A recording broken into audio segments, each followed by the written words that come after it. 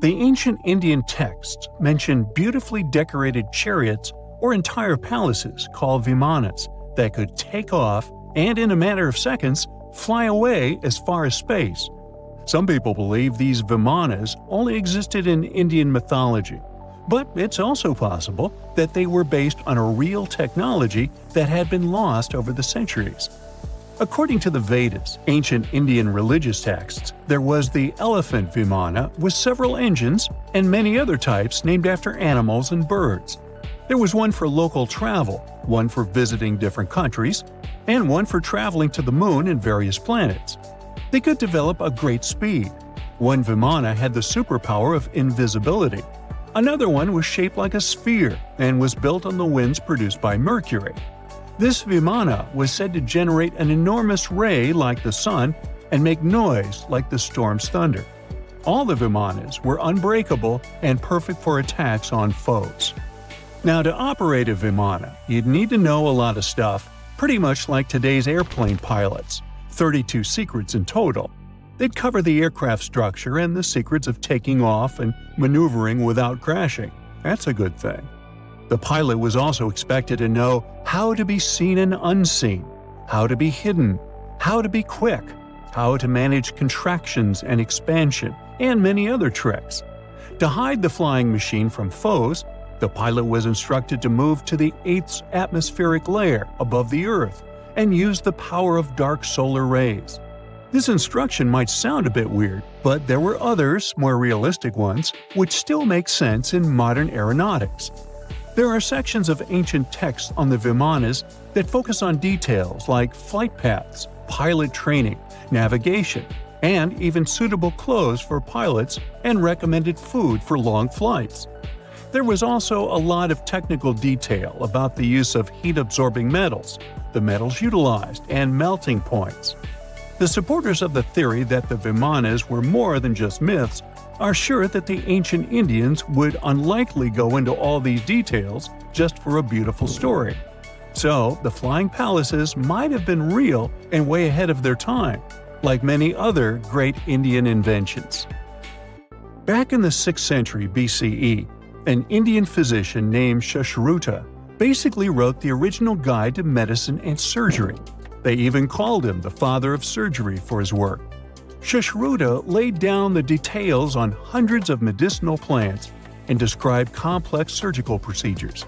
He gave instructions on nose reconstructions and skin transplants from one part of the body to another. The original method of rhinoplasty, which involved taking a piece of skin from the forehead to reconstruct the nose, is still used today. But back then, it had a slightly different purpose than surprising your followers on social media. Those nose jobs helped out folks who had lost their noses as punishment for crimes or in fights. Now, you gotta thank an ancient Indian math prodigy for the invention of zero. It might not seem like a big deal, but without it, we would have no binary system and no computers. People before the 5th century CE were only thinking about some sort of a sign to indicate nothing. The invention made addition, subtraction, and other mathematical operations a whole lot easier. You can see the oldest zero in existence carved in the wall of a temple in Gwalior, India. The Indus Valley Civilization was using rulers in 1500 BCE and earlier. Made from ivory, these rulers were found during excavations in what is present-day Pakistan and northwestern India. They were widely used in architecture with amazing accuracy. They had units corresponding to slightly over 1 inch that were marked with precise subdivisions within 5/1000ths of an inch. The next invention is more of a concept than a physical item. Standardization is all about setting the rules based on a bunch of people, things, or interests. One of its cool applications that we've all gotten used to is standard weights. Whether you're using pounds or kilograms, you need these universal measurements for weight, right? For this, we owe a big shout-out to the merchants from the Indus Valley Civilization who lived around 4,000 years ago. They were measuring everything from food grains to fancy luxury goods using these standardized weights. And their weights had decimal and binary mathematical systems going on. They didn't have high-tech gear. but they pulled off some serious precision using complex calculations and even sand for construction. Their art of standardization made its way to Persia and Central Asia, basically becoming the global weight-watching standard. So, if yoga is your go-to exercise, you definitely have a personal reason to appreciate the ancient Indian geniuses. Over 5,000 years ago, during the rule of the Indus-Sarasvati civilization in northern India, yoga was first mentioned in the Vedas.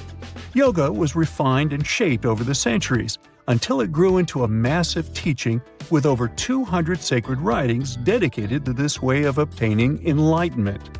At the beginning of the current era, yoga got a new trajectory thanks to a Hindu writer who laid down a system of yoga in his text, the Yoga Sutras. It became a whole-body rejuvenation, a life-extending practice with poses that you are still doing on the mat today. Yoga has reached the Western world only in the 19th century, and it caught on like wildfire. Chess, the all-time top game for intellectuals, is also an Indian invention. Its ancestor was called Chaturanga, and it was a strategic board game that started gaining popularity around 3,000 years before the current era. This early Indian version of chess was played by 4 people, not 2, and had 64 squares. Each player had 8 pieces, ranging from pawns to kings, bishops to knights, and there was no standard 6-faced dice. They rolled with an oblong one. Players facing off were actually allies, forming 2 teams based on the direction they sat. Chess, that we know and love today, was first mentioned in ancient Indian literature in a legend. It said that the wife of a villain called Ravana had invented the game to amuse him. Now, the word shampoo comes from the Hindi word, which means to soothe or knead. The substance was invented in India in 1762 and was originally used for head massages, hence the name. The first shampoo was made of natural oils and herbs. British traders fell in love with the idea and brought it back with them to England. It took years for the original head massage oil to evolve into shampoo as we know it today, but it's still an Indian invention. Unlike the ancient Greeks, who wore animal skins, the Indians started cultivating cotton back in the 5th and 4th centuries before the current era. They used cotton threads to produce fabrics that soon became a huge hit in the Mediterranean and beyond. Jute and wool also have their origins in India. Cashmere, the finest and most exclusive type of wool, actually comes from the Kashmir region of India. Buttons that sit proudly on that cashmere cardigan of yours also have ancient Indian origins.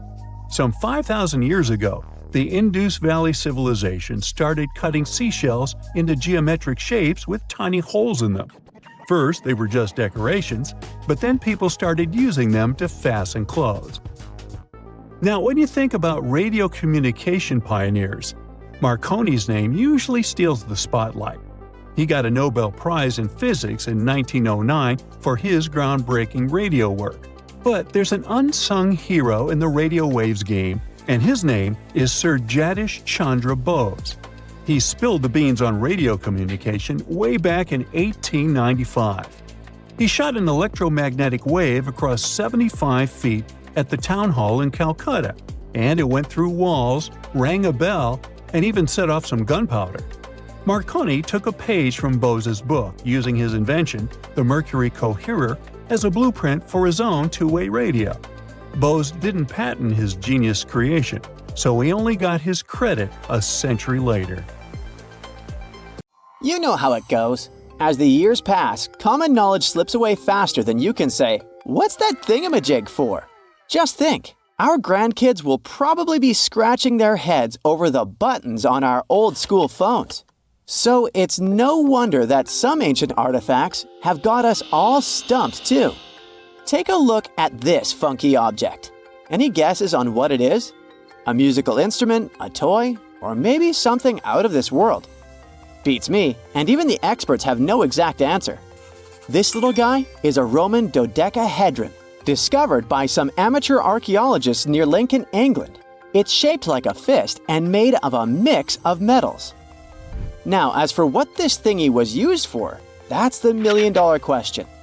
Supposedly, these guys were all the rage back in the day in northern Gaul and Roman Germany.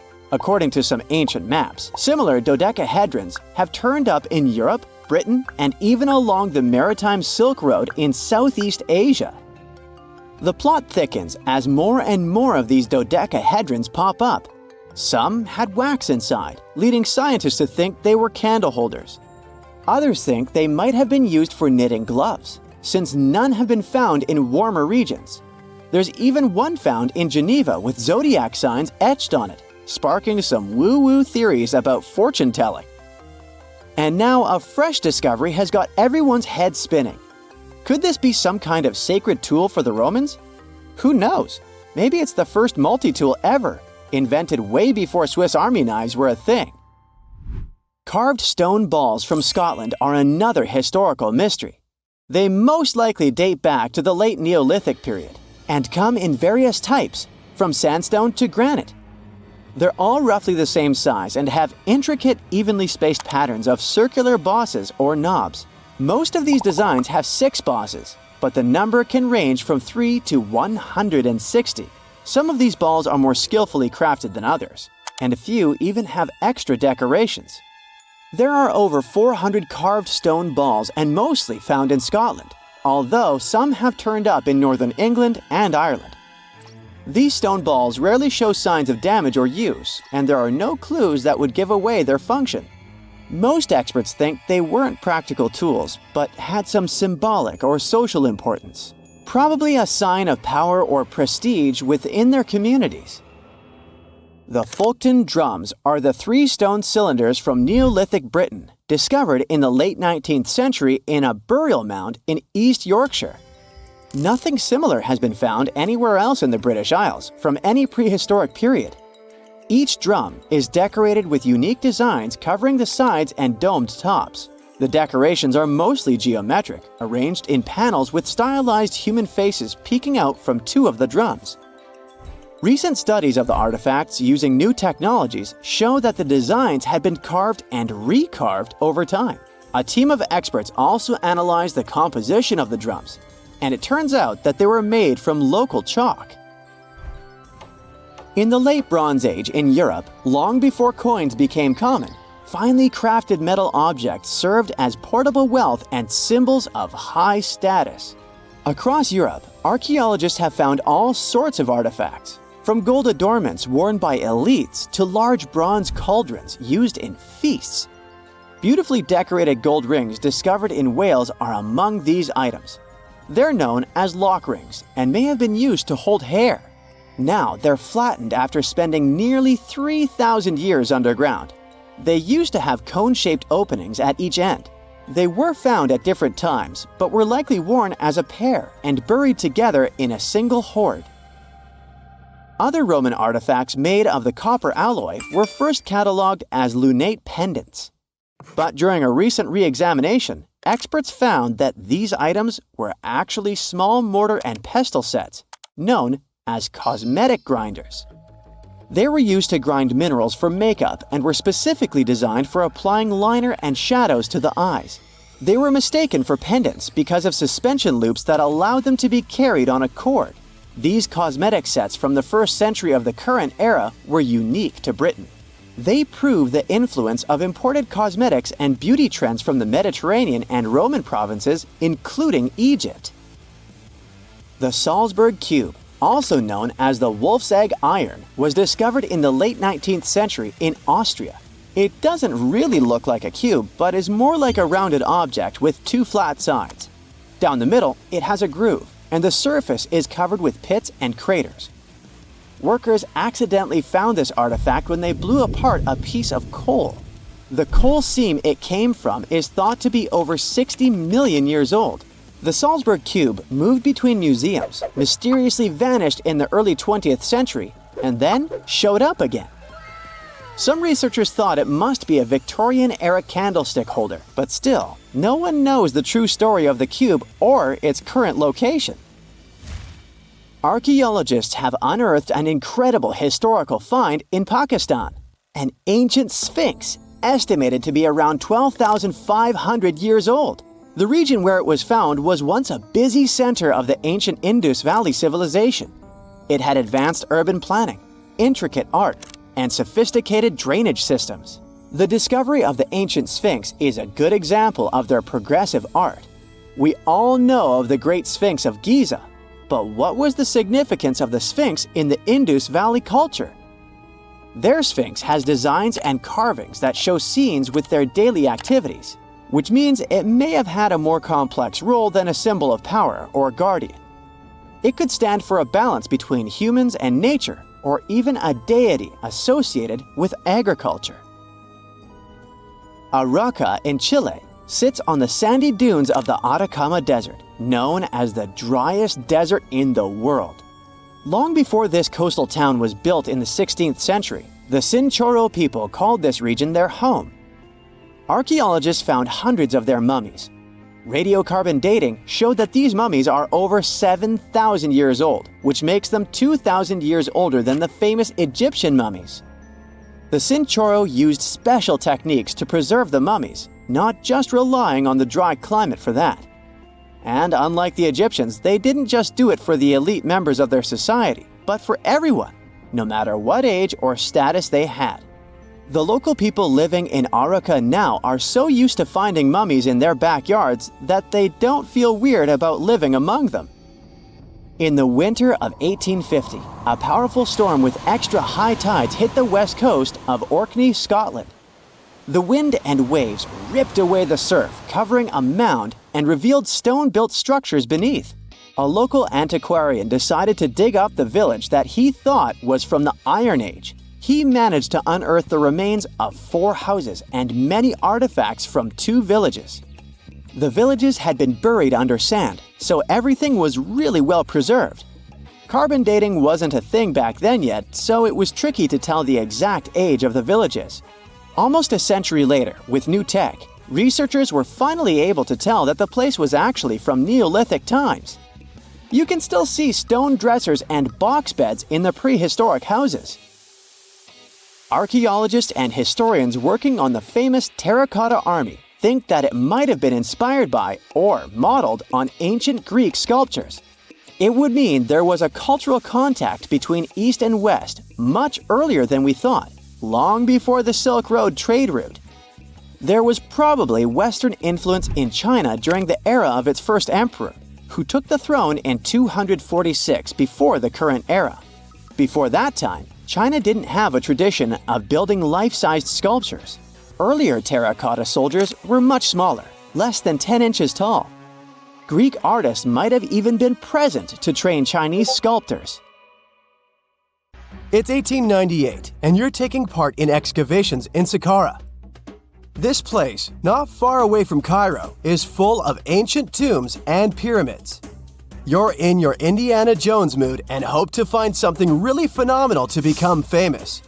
Gold, manuscripts, treasure maps, mummies of famous pharaohs. Wait, a wooden bird?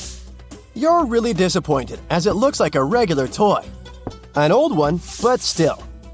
Little do you know that years later, someone would propose that your bird was actually an ancient monoplane.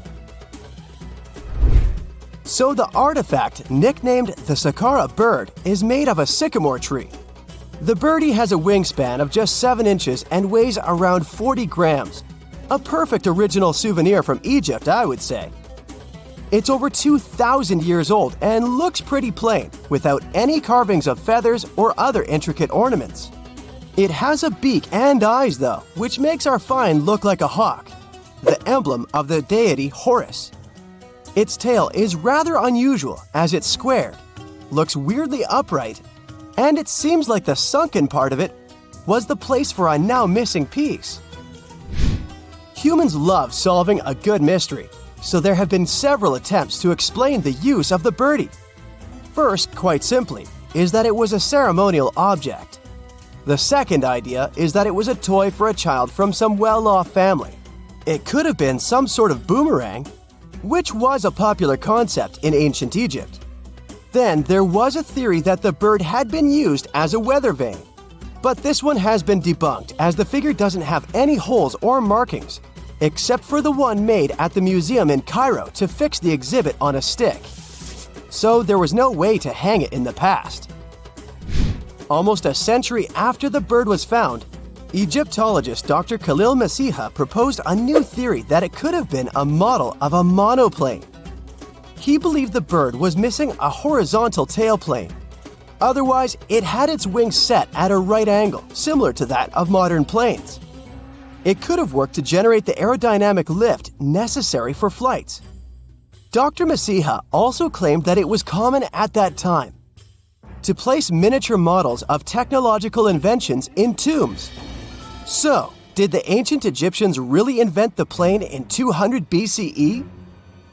That would make the Wright brothers, who are considered the inventors of aviation, really upset. They made one of their first flights only in 1903.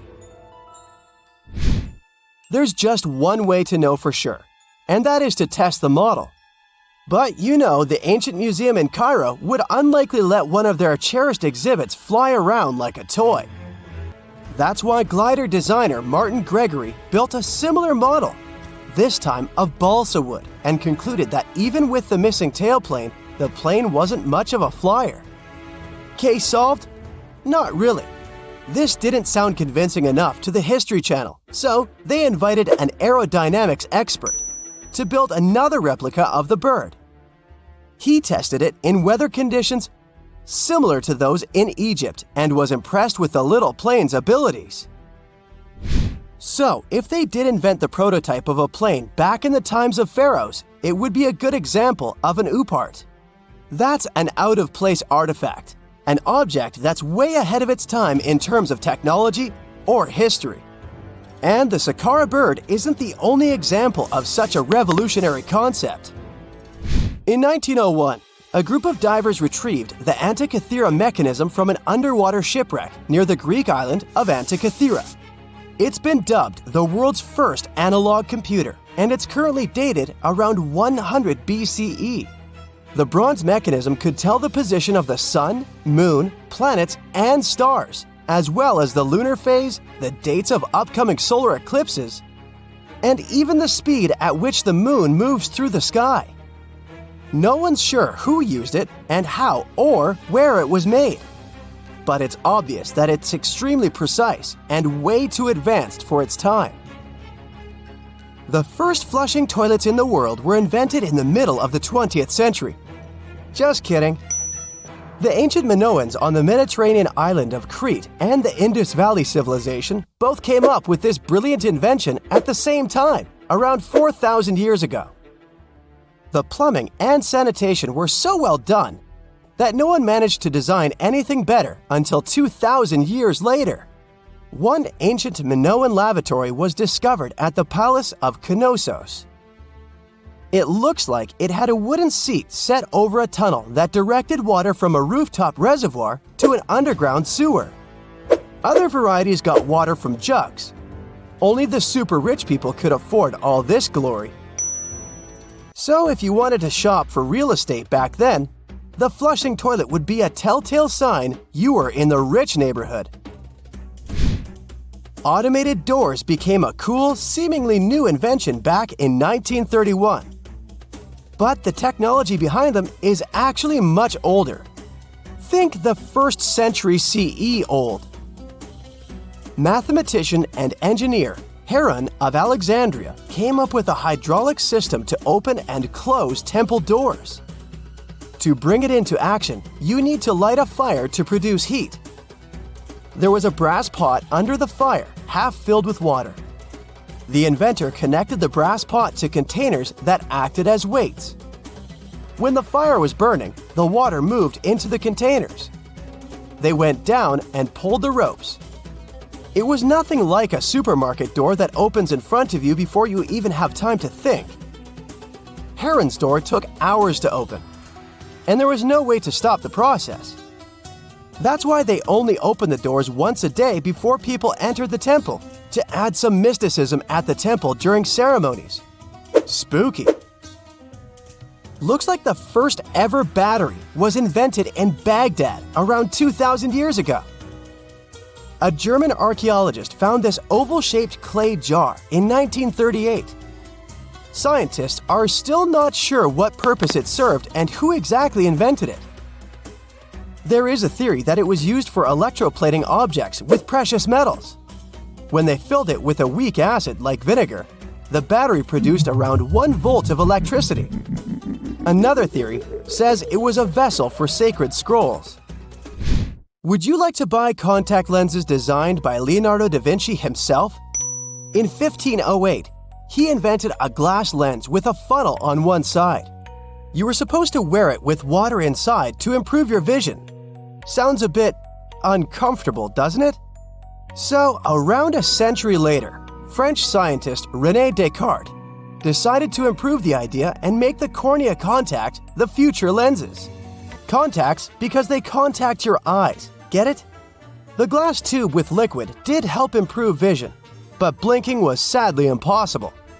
2.5 centuries later, new technologies in the glass industry let scientists design contacts that would fit in the eye and even let the wearer blink. Thanks, guys! Still, those lenses were made of heavy blown glass and didn't let the eye breathe.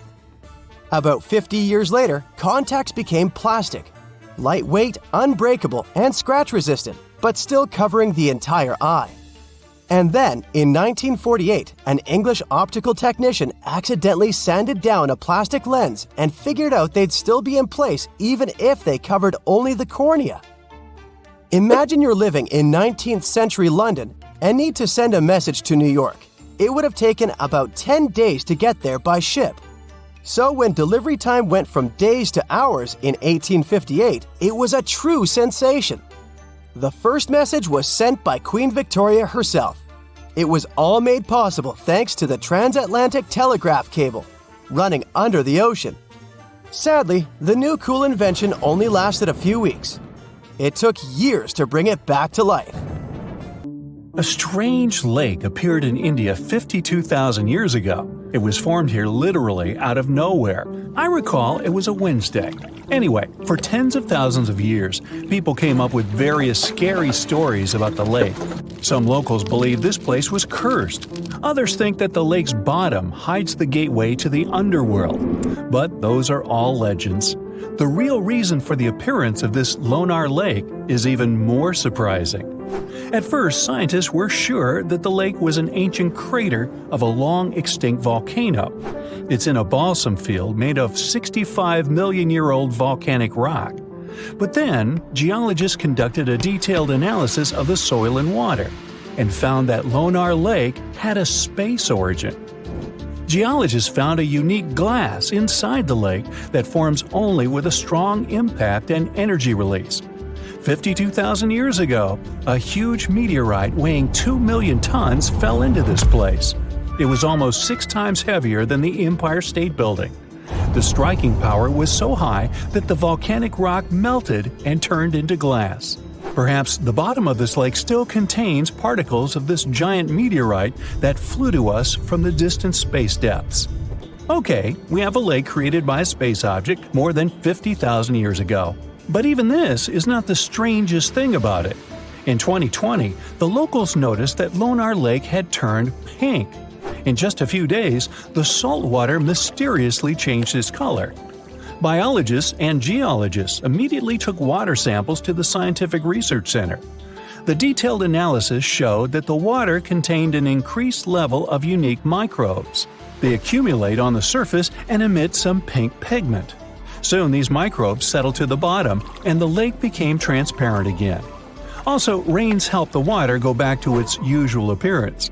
These microbes color the lake and make the pink plumage of flamingos even brighter. The birds get food from the Lonar Lake and absorb these pink bacteria. Now, Lonar Lake is a popular place among tourists. But this is not the only thing that may surprise you in India.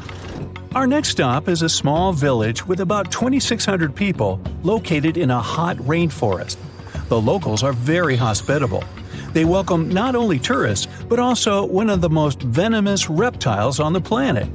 King cobras are crawling in almost every house in this village. Locals are happy to see them as if they were their pets. People share water and food with these animals. They even give the reptiles a special corner where they can relax from the scorching sun. Ah. Cobras crawl in houses, schools, and even on the streets. Humans and reptiles are used to each other and feel safe. There has never been a case of a cobra attack in the village. It's the only place in the world where these venomous reptiles live in such harmony with people. Now, imagine a town that consists of many little united villages. The residents are all engaged in agriculture. They know how to extract water from ground rocks, and they bargain well. The town has been thriving for several centuries, and people live happily in it. Then, one day, everything changes. All the residents quickly pack up their stuff and run away from their homes. Overnight, the town becomes abandoned. It is a real story that happened in the state of Rajasthan in 1825. And still, no one knows why the people disappeared from there. The most popular version says that the cruel local ruler collected large taxes from the locals. Then he fell in love with the daughter of the chief of this town and threatened that he would collect extra taxes if the girl refused to be his wife. Citizens decided to support the woman and her father and left their homes in one day.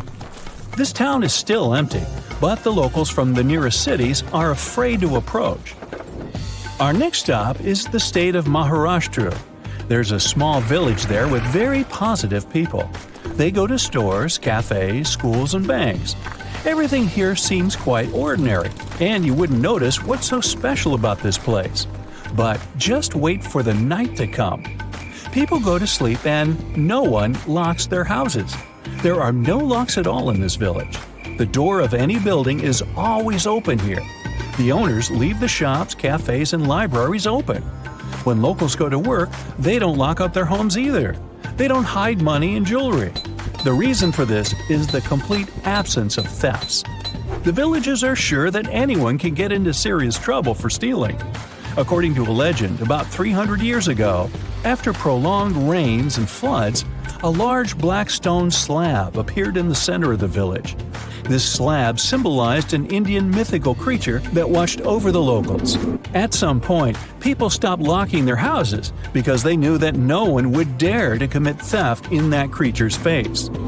In 2015, a police station was opened here, but almost no one has reported an incident since then. The building doesn't even have doors because the police don't keep anyone there. Another fantastic place in India is a village in the state of Assam. Hundreds of locals prepare here for an unusual celebration every now and then. They arrange a magnificent wedding ceremony. They set the table, dress up in beautiful costumes, and bring gifts. And all this for the newlyweds. But instead of people, frogs get married here. Locals hold weddings for wild frogs to summon rain. The incredible thing is that the ceremony looks just like a real wedding. The fun can last all day until late at night. Now, there's one dangerous and inaccessible island in India. You can find it in the Bay of Bengal. It's called the North Sentinel. It's a small piece of land that looks like a tropical paradise. But you won't be able to get there. Since 1956, nobody can travel to this place. The Coast Guard is always sailing around and patrolling the area. The reason for this is the local Sentinelese tribe. This tribe lives isolated from the whole world. They don't know about modern technologies, the internet, or television. For centuries, the Sentinelese have lived on their own, away from civilization. And the people from India want to keep it that way. Anyone who approaches their island is welcomed by the tribe with a flurry of spears and arrows. And it doesn't matter if you're coming by boat or helicopter. Another reason why you can't get on the island is the Sentinelese immune system. The Coast Guard is trying to protect the local tribe from possible diseases and infections that outsiders can bring with them. The locals have no immunity from the flu or even a simple cold. They don't know what that is. Also, there are coral reefs and limestone around the island, which significantly complicates the passage of large ships. Despite all the prohibitions, many people tried to get to the island. In 1880, one officer accidentally discovered this island. He went ashore and found a noble soil ideal for growing coconut palms. The officer also noticed several huts on the island, but didn't dare meet the locals. Explorers and travelers presented the islanders with fish as a gift many times. The locals accepted it, asked for more, but still didn't let them approach their houses. It was also challenging to make friends with the tribe because they communicate in one of the most difficult languages to learn in the world. Scientists and linguists have been studying this language for decades. At the end of the 20th century, outsiders made some progress in building a connection with the tribe. In 1991, a team of anthropologists invited the islanders aboard a large ship. They gave bags of coconuts to tribe members. This may be where the phrase "left holding the bag" came from. Or not. Otherwise, let's just leave these folks alone, shall we? It's raining cats and dogs, literally. Things falling down from the sky can be pretty unexpected, so here are some examples. Residents of Texarkana, Texas, once had light rain and fish shower. No need to go fishing out in the sea. The fish literally falls down on your head. In fact, animal rains are not uncommon. Waterspouts or updrafts occurring in different corners of the earth sometimes carry small creatures up with them.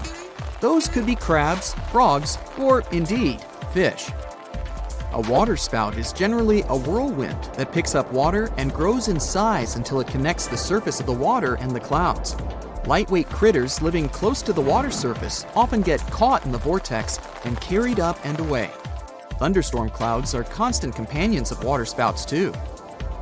When the storm reaches a landmass, it starts slowing down, having nowhere to take the new energy from. It slowly subsides, the atmospheric pressure drops, and the thunderclouds release the water in them, along with the unfortunate small animals and fish. Sometimes it's just a few frogs frozen from the cold up above, but at other times it could be hundreds or thousands of creatures raining down upon the land. A much more unusual rain once happened in Oakville, Washington, and it's still waiting for someone to explain it.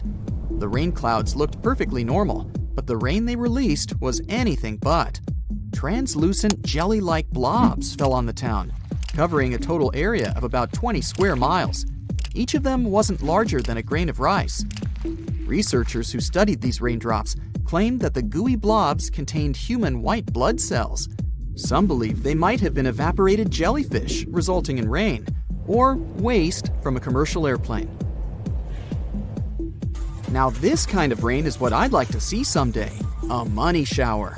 One such event occurred in a small town in Germany. A woman was driving when she suddenly saw banknotes swirling down from the sky, so she hit the brakes. She went out of her car and later said she managed to collect quite a large amount of money. After which, as any responsible citizen should, she turned it over to the police. Strangely, when the officers came back to the scene with the woman, they couldn't find any more cash, although she claimed she hadn't been able to collect everything. There's still no explanation for the event, but certainly no waterspout could have caused that. A pretty unpleasant kind of rain happened back in 1876 in Olympia Springs, Kentucky. It was a very local kind, too. Mrs. Crouch said that she had been making soap outside her home when pieces of raw meat suddenly started falling down from the sky around her. Some of those chunks were pretty massive, reaching over 3 inches in diameter. Local newspapers reported that 2 people who decided to remain unknown tasted the meat and concluded it was mutton or venison. Months later, scientists decided to find out the truth behind the strange event. It became a matter of heated debate until one of the researchers came up with the most reasonable conclusion. The meat rain must have been caused by vultures flying over the town at the time. These birds sometimes regurgitate food right in the middle of their flight as a defense mechanism, or to make their bodies lighter to fly faster.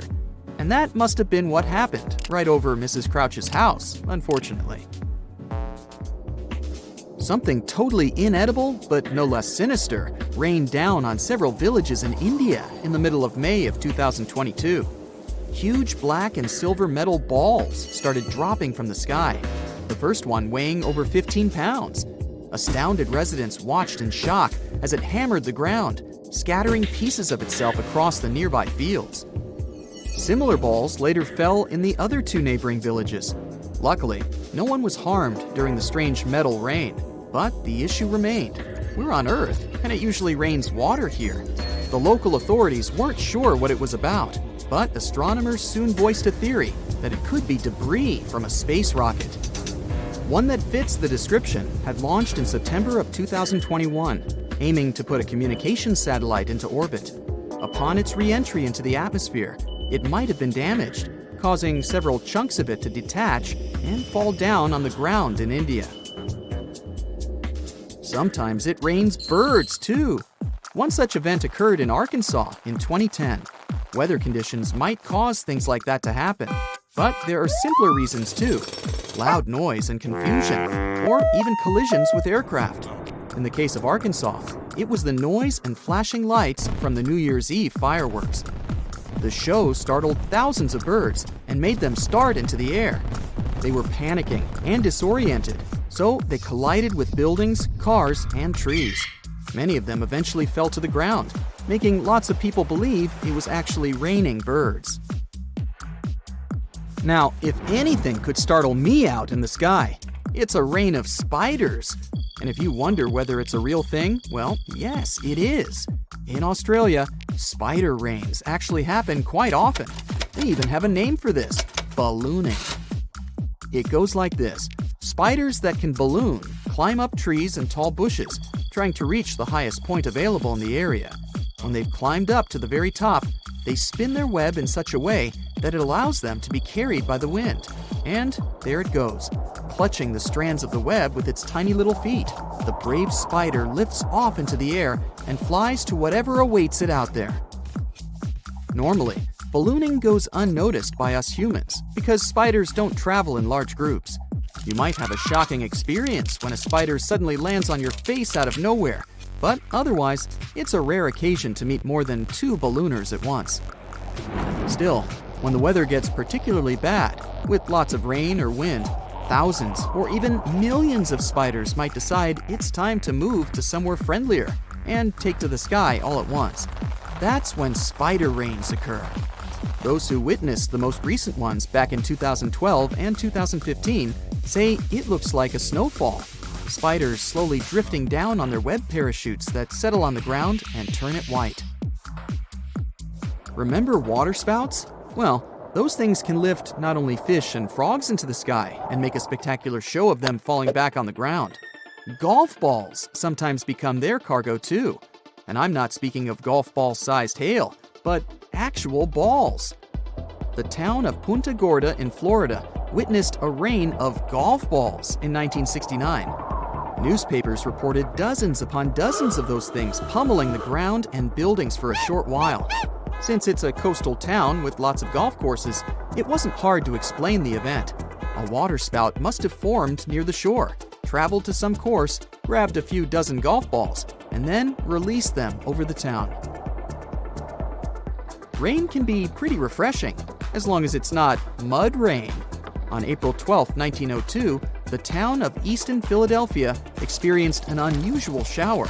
It made all those unfortunate enough to go outside take an actual shower and wash their clothes to boot. The raindrops looked dirty to the eye, and they were. People, buildings, and streets looked really wanting to take a good bath after it stopped pouring. The witnesses reported a considerable amount of dust in the air before the rain started, which probably explains the event. In 2011, a town in Scotland saw another weird rain variety. It was showered with worms. The rain didn't cover a large area.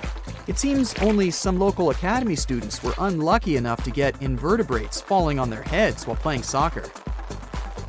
There was a significant change in the weather at the time, so scientists believe it might have resulted from some meteorological anomaly. It was April 10, 1912. Richard had just departed from Southampton, England, aboard the most famous ship of the time, dubbed the Unsinkable. Since he had just witnessed a near collision with the SS City of New York, he decided to write to his wife and report the unfortunate and frightening event. "My dearest Sal," he wrote, "we got away yesterday after a lot of trouble." Little did he know that a mere 4 days later, both his pen and the ship he was on would be lost forever at the bottom of the North Atlantic Ocean. Was this some sort of bad omen? Did Richard actually foresee what was about to happen to the ship he was on? In case you haven't figured it out by now, Mr. Richard Geddes was aboard the Titanic on the day that he wrote the letter to his wife. On April 14, 1912, the ship seemed to have been lost forever. Along with it, so many secrets and treasures have settled at the bottom of the ocean. It took until 1985 for the Titanic's wreck to be finally rediscovered using state-of-the-art sonar technology. Ever since then, they've managed to recover thousands of items from the Titanic, and many of them went on display or auction. Things like jewelry, a life jacket, a menu from the ship's restaurant, or even a sample square of carpet from the first-class stateroom have all captivated the public's attention, just like the many stories of the people on board. Scientists have even tried to come up with strategies to get the Titanic back up altogether to properly study it and stop it from getting more and more damaged at the bottom of the ocean. Some have suggested filling the wreck with ping pong balls to make it float, while others even considered injecting it with 180,000 tons of Vaseline. Another idea was to use 450,000 tons of liquid nitrogen to trap it in an iceberg that would float to the surface. But they eventually had to let go of all these potential strategies since the Titanic is way too fragile to ever be recovered. The Titanic may be one of the most interesting ships lying at the bottom of the ocean, at least in popular culture, but deep-sea divers have a lot of other stories to share. Planes also sometimes find their way to the bottom of the ocean. Deep-sea divers in Oahu, Hawaii, came across the wreckage of an F-4U Corsair plane. It seems to have crashed into the ocean in 1946, as it didn't have sufficient fuel. If you can dive deep enough, you might even stumble upon statues and lost artifacts, like those found in the world's only underwater archaeological park off the coast of Naples, Italy. It features the ruins of the ancient Roman city of Baia. The underwater statues found here are breathtaking, to say the least. In an ironic twist of events, some of the equipment we intended to use to get us to the moon was lost at the bottom of the sea for a very long time. But how did that happen? Beginning from the late 1960s and ending in the early 70s, many Apollo rockets were launched to orbit the Earth and the Moon. When reaching altitudes of about 38 miles, the first portion of the spacecraft, including the engines, needed to separate. People thought these components got destroyed or lost forever. But were they really? In 2012, a team of specialists discovered a bunch of rocket engines 14,000 feet off the coast of Florida. They have since gone through a 2-year renovation plan and are now on display at Seattle's Museum of Flight. Can you imagine stumbling upon a whole city underwater? Back in 2001, a lost city was discovered in the Gulf of Cambay, off the coast of India. Some archaeologists believe it to be the oldest city in history. By comparison, it's almost the size of Manhattan and features massive walls and even plazas. They stumbled upon pieces of sculpture, artwork, and even what looked like ancient wooden furniture, believed to date back up to 9,500 years ago and 5,000 years older than any city previously discovered. Okay, how about an underwater river?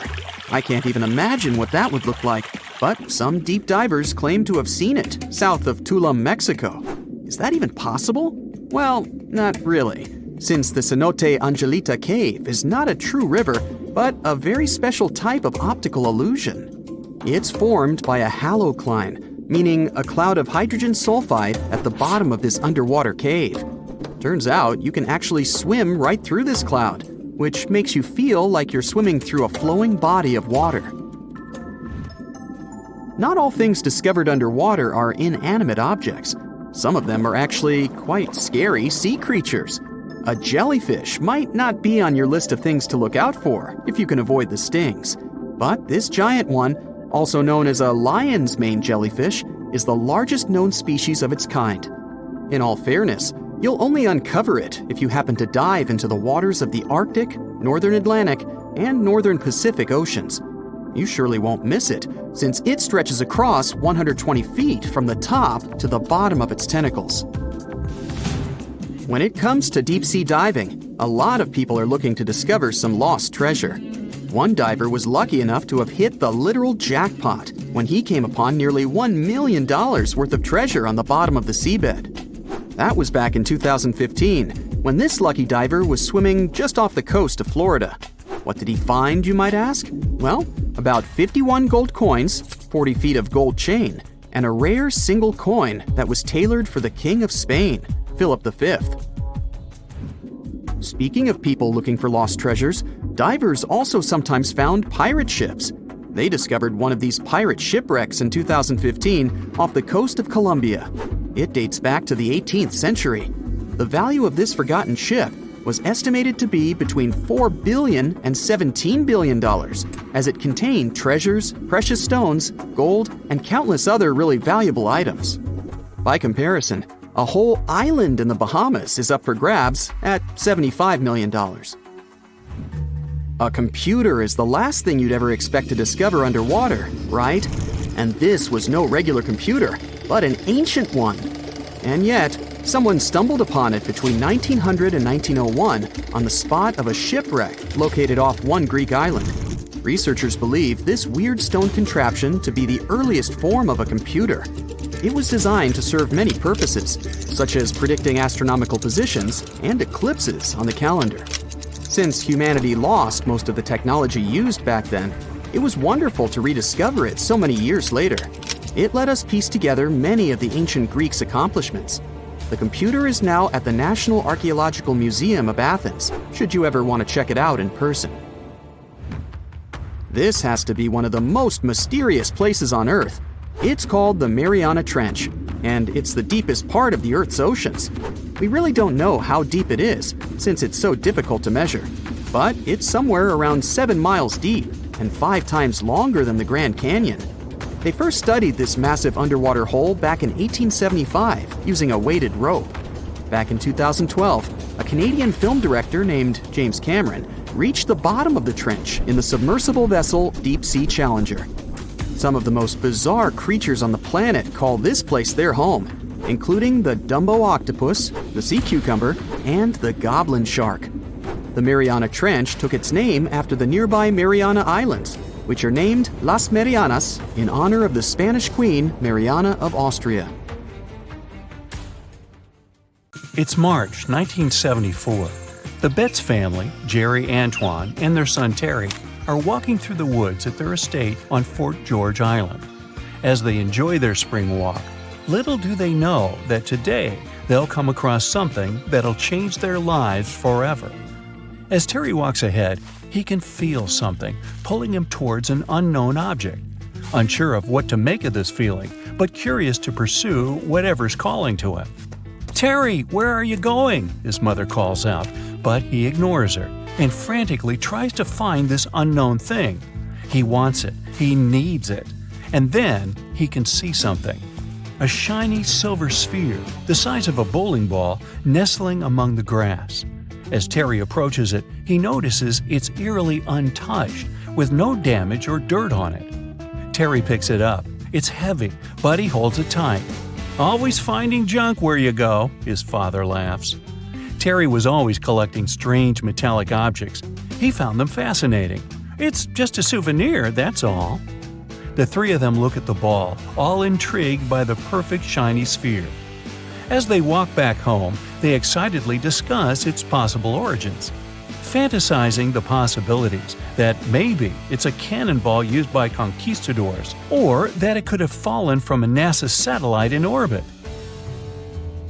They arrive home, and Terry places the mysterious ball on a windowsill in his room, next to many of his other exhibits, and it sits there for now. 2 weeks pass, and Terry has a friend over. They hang out and take turns playing the guitar. Terry strikes a chord, and a vibration occurs that comes from the windowsill.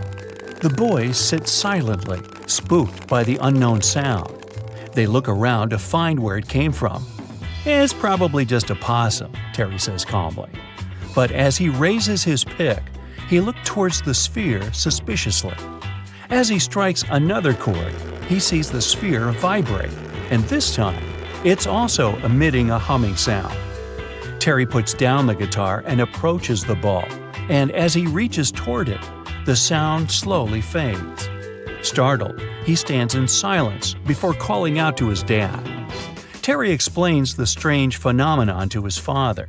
Antoine looks at it closely, then holds it up to his ear. As he shakes it vigorously, he can feel something inside the ball moving. Shocked, he places it down on a table. Once placed, it begins to roll, moving towards one edge of the table, then circling around, moving corner to corner in a rectangle, endlessly searching for something, possibly an exit, until finally it rolls back to the middle, becoming motionless once more. They all look at the ball, puzzled by the display, and Antoine places the ball on the floor. As soon as it touches the surface, it quickly rolls toward the door. This time, it's clear the sphere wants to make an escape. The thing is too valuable to lose, and Terry quickly chases after it. He grabs it before it leaves the house. He places the ball somewhere safe inside a box, incapable of another escape attempt. Over the following days, Terry took it upon himself to make his own experiments. He found that when within the sunlight, it appeared to be more active. His opinion was that it reacted to solar radiation. When hit with a hammer, it would ring out loudly, as though it felt the strike. Strange things also occurred in the Betts family home. Doors would suddenly slam shut at night, and strange organ music played throughout the house, even though they didn't own an organ. The family sat down to discuss the sphere. They felt it was something truly extraterrestrial, and they required professional advice. The authorities came to review the ball, puzzled by the object, as it moved in an unpredictable way. But they couldn't recognize what it was or provide an explanation for it. All they could confirm was that it didn't come from another planet. The Betts family disagreed and wanted a second opinion.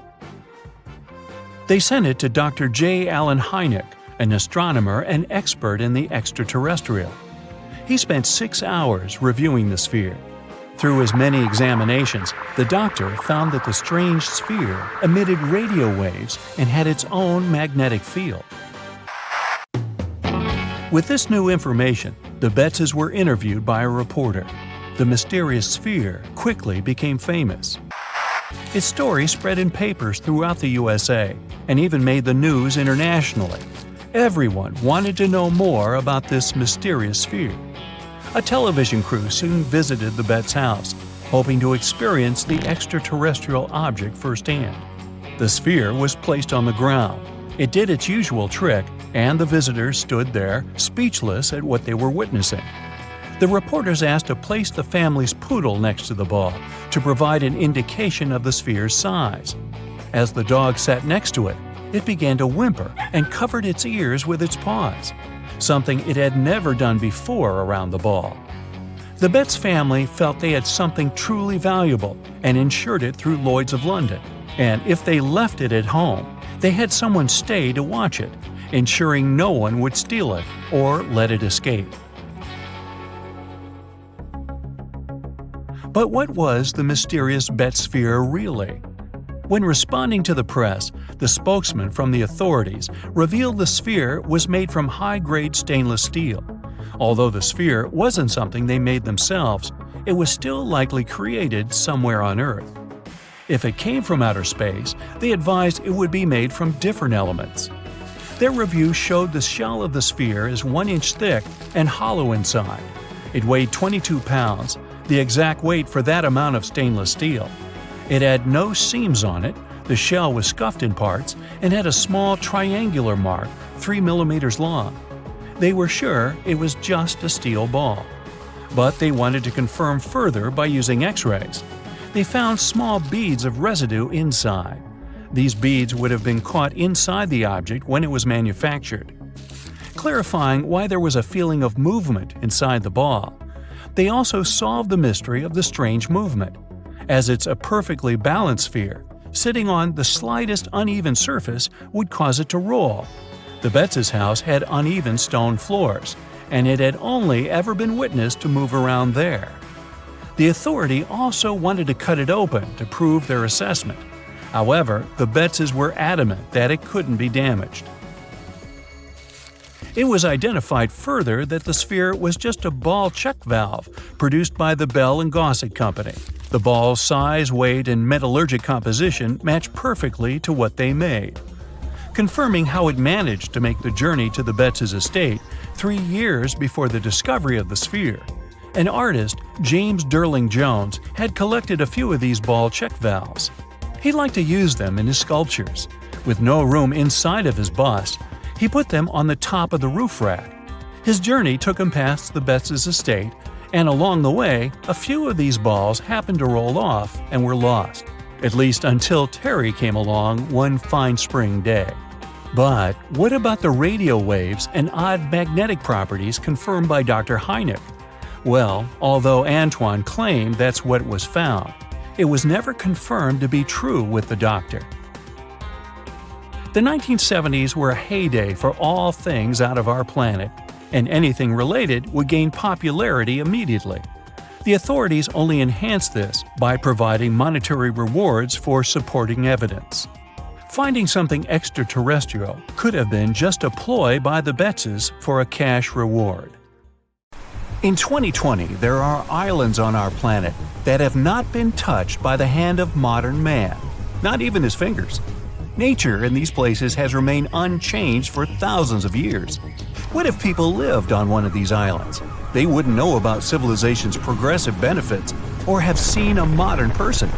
This island actually exists, and traveling to it is unlawful and involves many dangers. North Sentinel Island is located in India in the Bay of Bengal. If you want to get there, you won't succeed, because any travel to this place is prohibited by law since the middle of the 20th century. The Indian Coast Guard prevents any attempts to get there, but the law is not the only thing that will stop you on the way. Imagine sailing a small boat towards this island. The waters are crystal clear. You spot passing fish and beautiful coral reefs. Ahead, you can see the island's shape. It looks like paradise. You're so impressed by the beautiful view of this place that you don't notice a few dots appearing on the shore. As you sail closer, something whizzes past you and falls into the water. It's an arrow. The next arrow hits the hull of the boat. The dots on the shore are people, the local tribe Sentinelese. They stand with spears and bows and shout something at you in a strange language. They make it clear with gestures that you should get out of this place. They throw spears at you and fire arrows. Well, that's another clue, huh? Fortunately, you managed to get away. Sentinelese guards their island in such an aggressive way. They don't invite anyone to the island and voluntarily isolate themselves from the rest of the world. Even when a helicopter flew to North Sentinel, the tribe threw spears and arrows at it. The authorities forbid approaching this island because it's unsafe for tourists, you think, and to protect the islanders from the dangers of modern man. People can easily bring disease to the island and infect the inhabitants.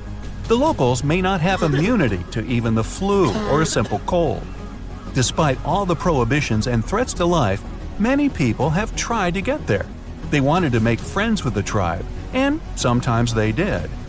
In 1880, Officer Maurice Vidal Portman went to the island shore and found that it was surrounded by a coral reef and limestone. On the island, there was a noble soil, which is ideal for growing coconut palms. Portman found several villages on the island, but didn't visit the locals and left this green paradise. Often researchers gave the islanders gifts in the form of caught fish. The locals accepted it, asked for more, but still did not allow anyone to approach their home. Making friends with the natives was also tricky because they communicate in a complicated language. But over several decades, modern people managed to establish contact. In 1991, one of the locals approached a boat that sailed to the island and took the gift. In the same year, the islanders boarded a boat and accepted bags of coconuts from the anthropology team. This was one of the last positive interactions with the tribe. For centuries, Sentinels have lived on their own, far from civilization, and India's government wants this to continue. So there. Another island is also beautiful but much more unsafe. One mysterious small green island is found 25 miles off the coast of Brazil. It also represents paradise. Traces of modern man are present here in the form of a lighthouse, but there are no people inside. Sometimes the Coast Guard comes to the lighthouse to check whether everything is okay and whether there are no strangers on the island. people are not allowed on this island for their own good. The only inhabitants of this place are snakes. The island is home to about 4,000 species of these reptiles. They hang on trees and slither on the ground. Oh boy. They have no enemies and feed on birds that visit the island for recreation during a long flight. Oops. But the worst thing is that these snakes are among the most venomous in the world. The golden lancehead snake is a unique species that lives only in this place. Snake Island was once part of Brazil's mainland, but 10,000 years ago, the sea level rose and separated this place, turning it into an island. Animals were completely isolated here, and for thousands of years, snakes became the top of the food chain. Because there was no other prey on the island except birds, evolution gave these snakes a potent venom to catch prey with a single bite. Well, moving on. Next is a terrifying island located in the Xochimilco Canal, 11 miles from Mexico City. There are no venomous animals or a hostile local tribe, and the island is not forbidden to visit. But most likely, you'll want to leave as soon as you arrive. Creepy dolls of various sizes are suspended in trees and old buildings all over the island. In the 50s, one of the residents of Mexico City moved alone to this island and began to hang it with dolls. For decades, he decorated this place, although it's difficult to call it decoration. He found dolls and dumps in canals around the island. The hanging dolls looked rather strange and attracted many tourists. But over time, the dolls got older. They were covered with moss, turned green, and rotted. The dolls' faces have deformed and taken eerie shapes. But the worst thing is that the locals say they've seen these dolls come to life at night. Ew. Now for Bovit Island, one of the most mysterious islands in the world. This island is the most isolated place in the world. It's located in the South Atlantic Ocean, 1,600 miles away from South Africa and 1,100 miles from Antarctica.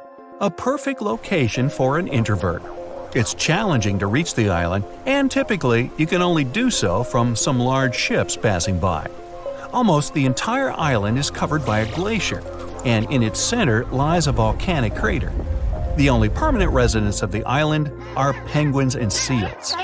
The island was discovered by a French explorer in 1739. However, the coordinates of this place were not recorded. For the next 69 years, the island was hidden.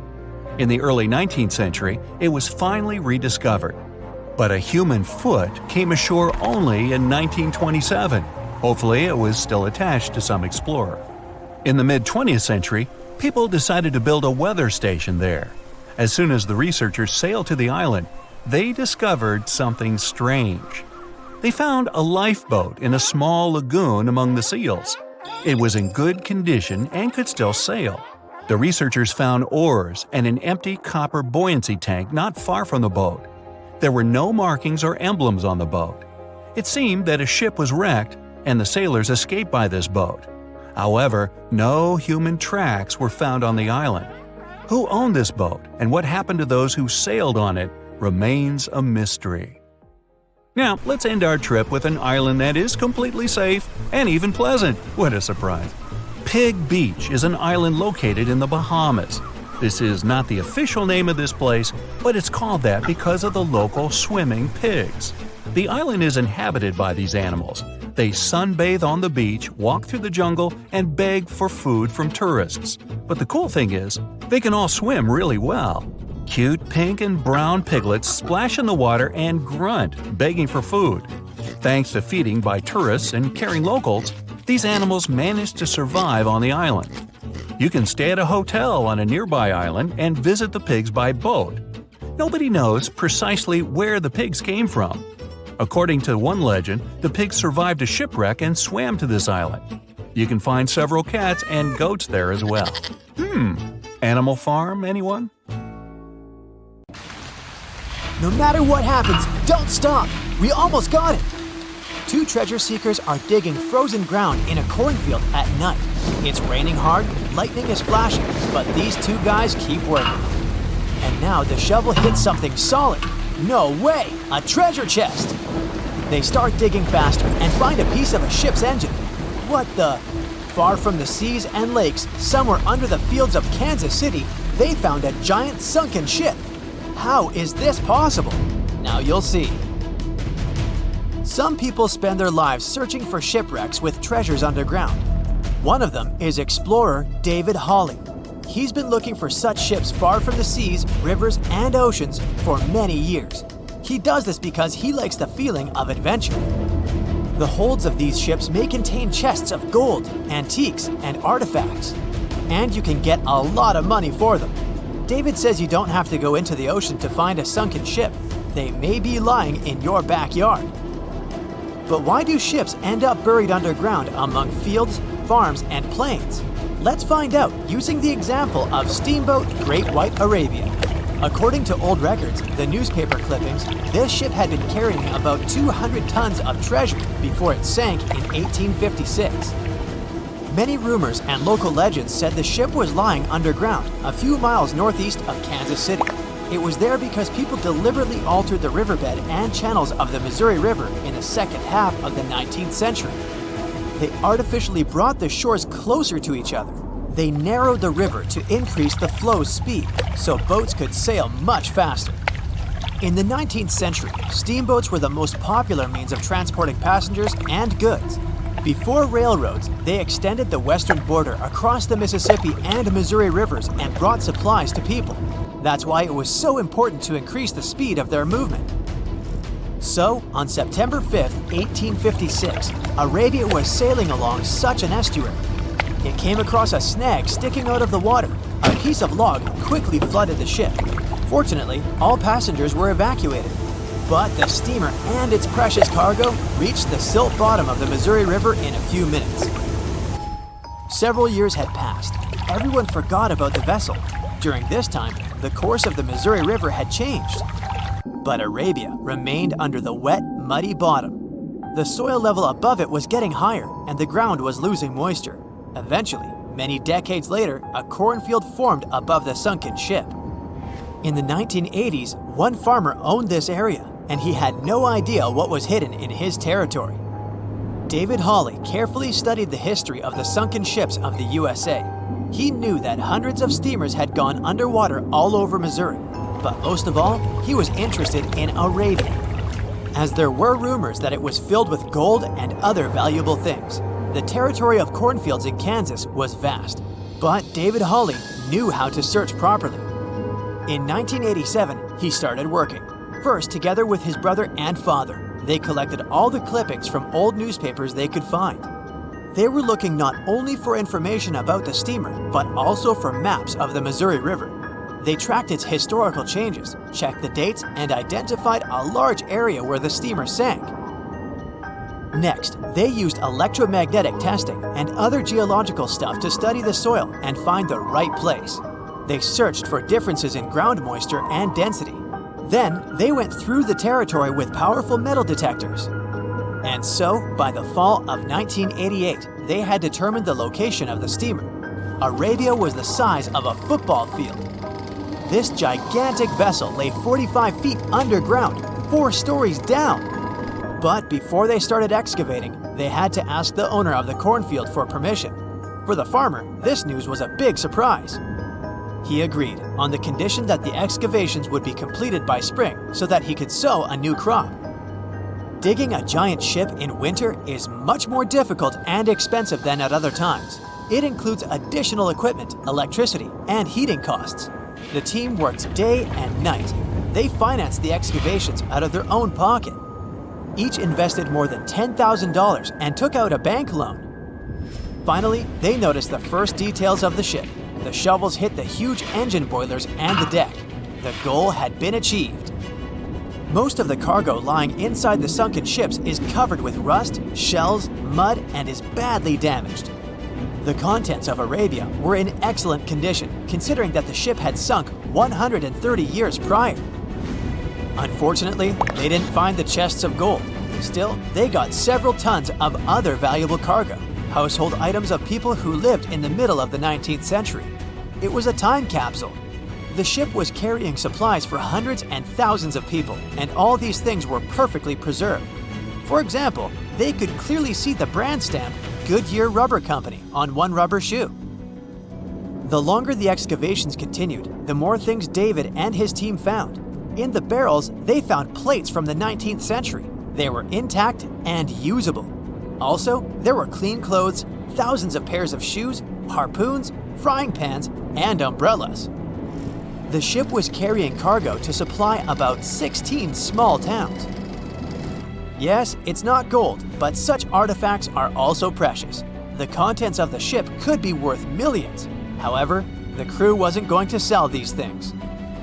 They made a museum on the site of a former fruit market in Kansas City. If you go there, you will immediately feel like you're in a department store of the 19th century. There are thousands of items in good condition. Even the matches here are dry enough to light up. It took David many years to present the entire collection from the steamship. He values each of the items and doesn't want to sell them. Anyone can come here, pay for a ticket, and find themselves in the past. Who knows, maybe there's an old ship hidden in your backyard too. Geologists found an older vessel in the hot desert of Namibia in 2008. This ship sailed back in the days when pirates scared sailors on the seas, and now it's inside a dried-up lagoon. The ship sailed from Lisbon in 1533 and disappeared with the crew near a small diamond mining town. After almost 500 years, the hull had been badly damaged. Only the carcass of the ship remained, but the treasure hidden inside the vessel stayed intact. They carefully studied the boat for a long time, trying not to ruin anything. And then, 5 days later, they found a big old chest in the hold. Carefully opening it, they found gold coins there. Thus, the cost of the ship was estimated at about $10 million. The exact cause of the shipwreck is unknown, but experts believe the ship was destroyed by heavy cargo and bad weather. It went to the bottom of a lagoon that later became a desert. Some find an airplane in their backyard, others discover a ship, and one man found a passage to an ancient secret city in his house. This happened in Turkey in 1963. The owners of the building decided to make repairs. He went to his basement and knocked down the wall to turn this place into a living room. And so, behind one wall, he found a tunnel leading underground. The man thought it was some kind of a secret chamber. He went down there and realized it was something much more than that. It was an ancient city 18 floors deep. People built it in the years 780 to 1180 as a refuge from weather disasters and the invasion of enemies. This place also includes many underground tunnels that stretch for several miles in different directions. People could get to the town from different points using secret passages leading to these roads. The city can accommodate about 20,000 residents, livestock, and tons of food supplies. Archaeologists have also found a chapel, schools, stables, and public kitchens there. Summers in the Middle East get so hot that they change the landscape dramatically and make entire cities resurface from the past. That's what happened in 2018 when the city, built by a mysterious empire on the Tigris River, was finally released from its water trap. Archaeologists rushed to the location as they didn't want to miss a rare chance to excavate the site and learn more about the history of the place. They believe they've found the Bronze Age city Zakiku, founded over 3,000 years ago and fully submerged in the 1980s when a dam was built in its place. It used to be a busy hub for the Mitanni Empire for caravans on the popular trade route. It had water, which is a rarity in the area, and it was a guarantee for success. We know very little about the once powerful empire, as scientists haven't found any written chronicles in the excavated sites. That's why the archaeologists were thrilled to find an entire palace for the local ruler. Several years later, when the area became free from the water again, they found some fortifications to protect the city from foes. The highlight of their expedition was finding a huge public storehouse for trade goods and harvests, piles of wheat and barley, and imported metal and wood. Bread was the staple food for the locals, and they also loved big pots of vegetable soups and stews for lunch. Each household kept sheep, goats, cows, and pigs, so they had a steady source of milk and meat for special occasions. All the constructions found so far were built from bricks molded from mud. The walls that were underwater for over 40 years are so well preserved as if they went down yesterday. The royal palace stands out as it's larger than the other constructions, has thicker walls, and even pavements made of baked mud bricks that were sealed to be waterproof. The local king must have been in good relations with the emperor of the larger empire, of which Akiku was dependent. Traders who lived in the city collected wooden beams and took them to storehouses. The beams arrived down the Tigris River from the forests in the mountains in the north and east of Mesopotamia. Merchants came here to sell their goods and then crossed the Tigris on their way to the borderlands. Zakiku was thriving as a center of commerce for about 6 centuries until it was hit by a massive earthquake in 1350. Archaeologists found 5 ceramic vessels holding over 100 clay tablets made close after the earthquake. It's almost a miracle that small tablets of unfired clay managed to survive underwater for decades. People who created those must have carved notes on clay while it was still wet.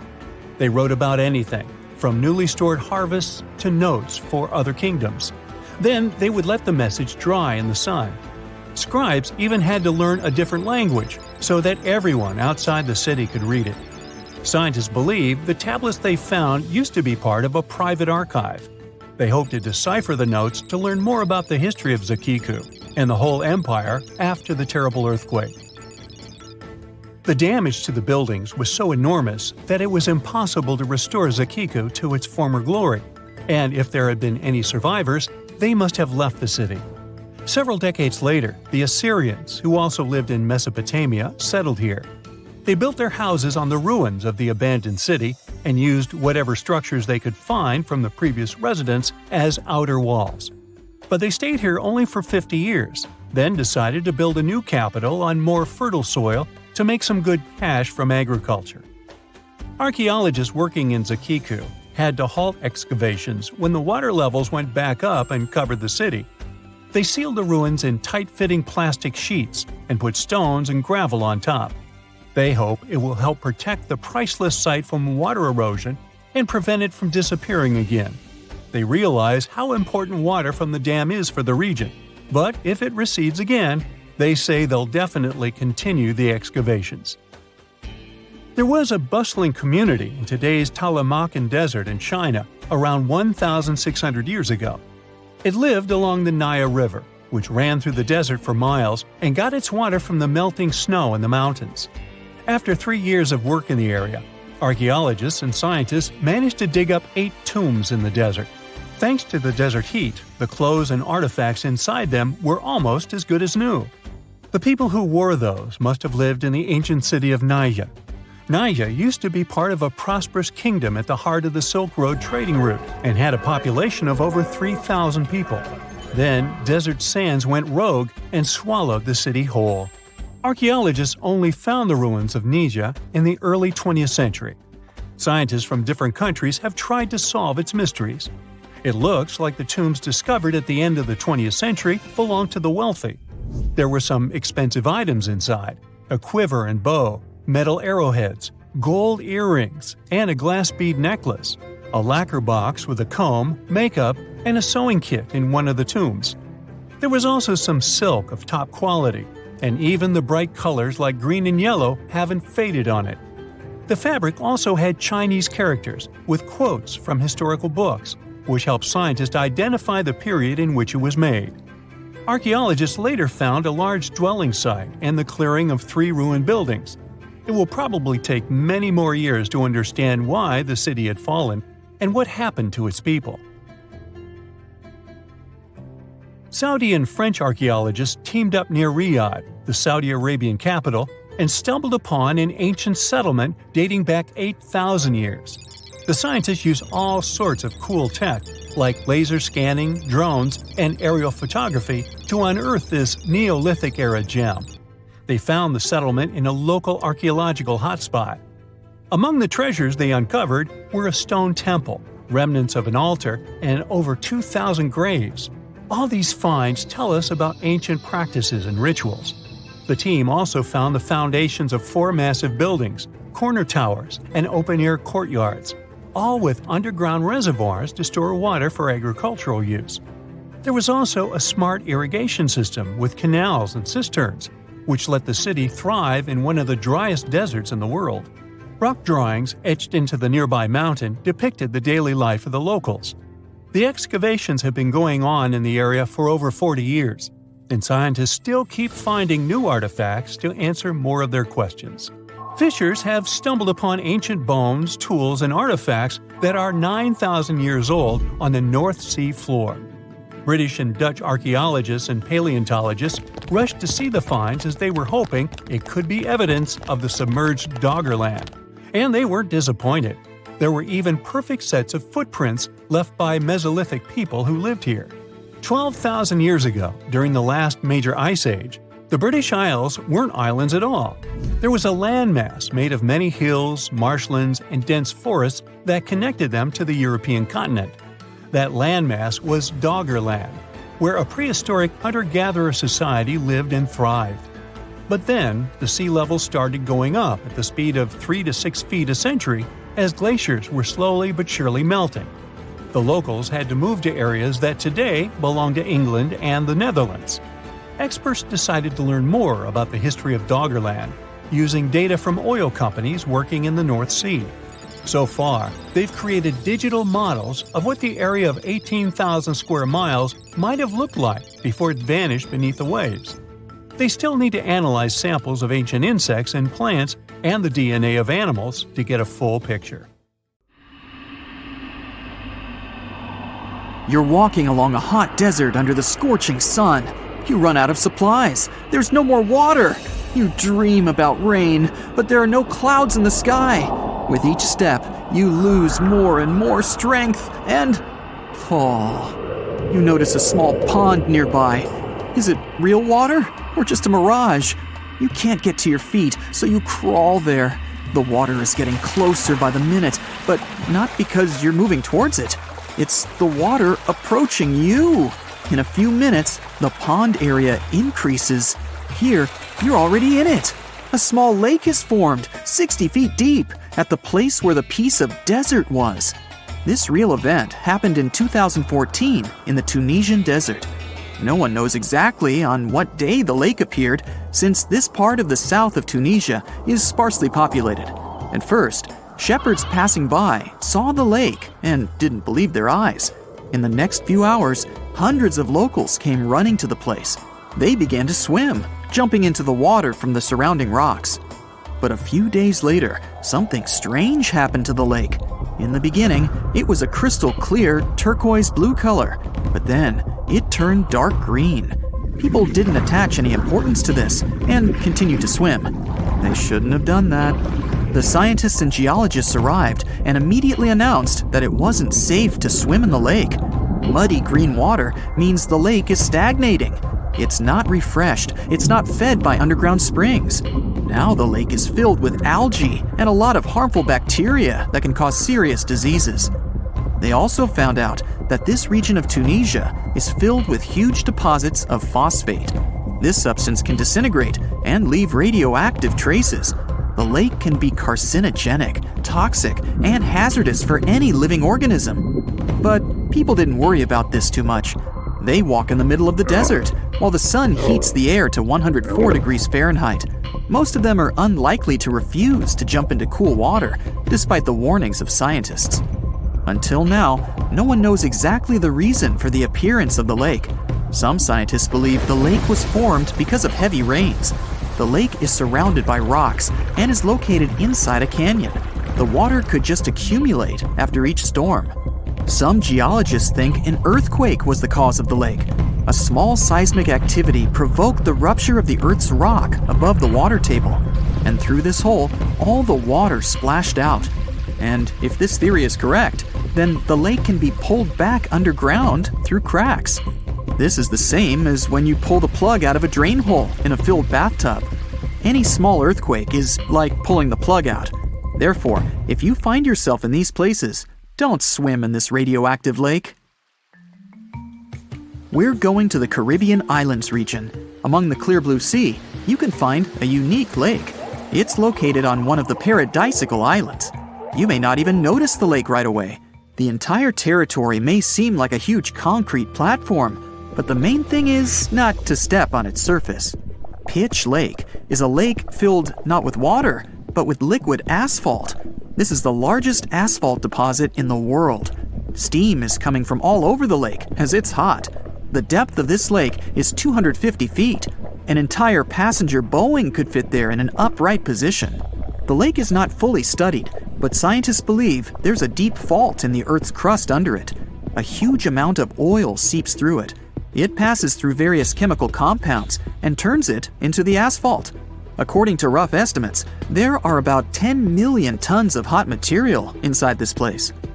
Theoretically, no life can exist in such conditions, but scientists have discovered a colony of microbes. Somehow, these creatures have learned to survive here.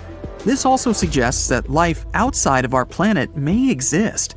The largest moon of Saturn, Titan, has many hydrocarbon lakes on the surface. And if the simplest forms of life appeared among 1 million tons of molten asphalt here on Earth, then nothing prevents them from appearing on Titan. We're going to Indonesia, to the island of Java. You need to climb a large volcano to see the next phenomenon. The volcano is overgrown with grass and trees, but it doesn't seem to be sleeping. Smoke is pouring out of its mouth. You climb to the top and see a clear lake instead of boiling magma. The blue sky is reflected in its bright turquoise surface. But don't try to jump there. This lake is filled with acid. The magma inside volcanoes comes from the deep bowels of the Earth's crust. The incandescent liquid consists of many molten metals and chemical compounds, and the lake is filled with particles of these metals. In addition, the volcano emits sulfur dioxide gases. When they combine with metals, they form a beautiful turquoise color. You'd better come back here at night. In some places, a lot of sulfur is concentrated. These accumulations come out of the lake and come into contact with the air. When this happens, everything around bursts into bright blue flame. It's safe to observe this from the side, but don't get too close. Nearby, on this island, there's another acid lake. It also releases sulfurous gases into the air, which are easily ignited when in contact with oxygen.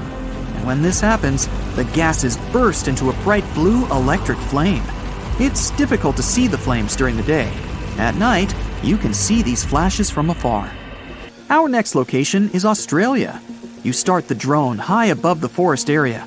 Among the green, dense forests, you can see a bright pink spot. It's our lake. This time, the beautiful pink color may not stop you from swimming. You can relax here and take beautiful photos. The lake attracts thousands of tourists, but scientists have only recently been able to find out the reason for the unusual color. At the bottom of this salty lake in Melbourne, special algae grow and secrete a red pigment. In combination with sunlight, high temperatures, and a small amount of precipitation, it turns the lake pink. By the way, Australia is not the only place with such a phenomenon. There are lakes with a pink tinge of water all over the world. You can find them in Senegal, Bolivia, Kenya, and many other countries. The water of these places is also salty and contains the red pigment of unusual algae. We leave the hot beaches and fly to cold Canada. Here, we see a frozen Lake Abraham. We step on the ice and notice huge frozen bubbles inside. They resemble jellyfish, and there are thousands of them there. This is methane. It's a highly flammable substance. The grass, leaves, pieces of trees, and any organic substances that fall into the lake become food for a lot of bacteria that emit methane. Upon contact with frozen water, methane turns into tens of thousands of frozen balls. When the ice melts, the bubbles burst and sizzle. This phenomenon can also be observed on some shores of the Arctic Ocean. There, the size of the bubbles can reach several times more than balloons. It's a beautiful sight, but it's not safe since methane ignites when it contacts with air. We're in the coldest place of our journey. It's Antarctica, near the driest desert on Earth. A dry place doesn't mean it has to be hot. It's an area with minimum precipitation. The desert isn't sand and cacti, but a place where almost no living life inhabits. Some areas of Antarctica meet these two criteria. However, in this icy desert, you can notice a tiny lake. Its depth is only a few inches. Technically, it's a pond, but the most amazing thing is that it stays in a liquid form. The temperature here drops to negative 58 degrees Fahrenheit. The pond should be frozen, but this doesn't happen. Don Juan Pond is one of the saltiest reservoirs on the planet. The amount of salt here doesn't allow the water to freeze. Scientists have been studying this lake for more than 60 years, but they still can't find out the exact reason for the appearance of water here. A group of underwater explorers stumbled upon a mysterious discovery in June 2011. It was a strange something resting deep under the freezing waters of the Gulf of Bothnia in the Baltic Sea region. The Baltic Sea anomaly, a weirdly shaped feature 210 feet long and 26 feet tall, was discovered 300 feet below the surface using sonar by OceanX. The team claimed that their electrical equipment stopped working when they got to within 650 feet of the mysterious object. Anything electric that was taken down just stopped working altogether over the site. Moving away from it let the electronics turn back on. It remains a mystery, but the unique shape leads to many claims that it could be part of a former sunken city like Atlantis, or even a mysterious object from outer space that crashed through the ice at some period. The scientists studied samples collected from around the site and determined that it could be a simple glacial deposit carved out from moving glaciers during one of the ice ages. The anomaly is just a piece that was left over, undisturbed for thousands of years. It hasn't been explored enough yet for a true answer. Off the southern tip of Japan lies the Yonaguni Formation. A local diver first noticed these formations in 1986 while searching for new dive sites for tourists. When he saw the large steps that resembled a pyramid, he decided he must have discovered an underwater city. Archaeologists believe that the structures belong to a long-forgotten fabled civilization, just like Atlantis, that had vanished beneath the waves thousands of years ago. Structures inside the pyramid that resemble stonework, like castles and a stadium, are connected by roads and what seems to be large walls all the way around. The marks in the stone show quarry work with faded faces and rocks sculptured into animals. But other experts say that the symmetry of the rocks is not as perfect as reported, and that it appears to be solid rock rather than carved blocks. For them, it's just a coincidence. Research is going on to determine if it's truly a lost civilization or nature just having a little fun. The Lincoln Memorial is gigantic in size, and the view of the reflecting pool mesmerizes visitors. For enthusiasts that love history, searching for the famous carved lettering mistake in the walls is also part of the journey. With high hope for the future, no prediction in regard to it ventured. Except the sculptor accidentally spelled future with an E instead of an F. There is a chamber in the building's foundation that's also worth a visit. You can even find a cave-like structure where stalactites form from the dripping water through the limestone through a secret door. There's graffiti from unknown construction workers on the supporting columns inside this cavernous space. Around the northern tip of Queensland, Australia, an uncommon cloud formation that rolls through at dawn scares the tourists. These clouds are called morning glory, a very rare type of cloud that seems to almost roll across the sky, looking like a massive tube. Measuring up to 600 miles long, this phenomenon is the result of an updraft pushing through the cloud, creating a rolling appearance. They believe the moist, cool air at the back of the clouds causes them to sink downward, almost dropping onto the land.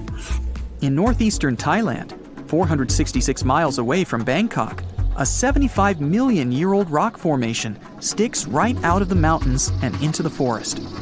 Looking like a pod of whales swimming together, this place is called Three Whale Rock.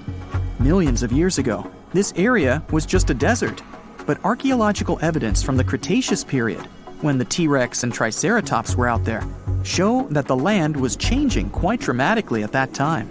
It's believed that the sandstone mountains were lifted by plate tectonics and erosion by the Mekong River.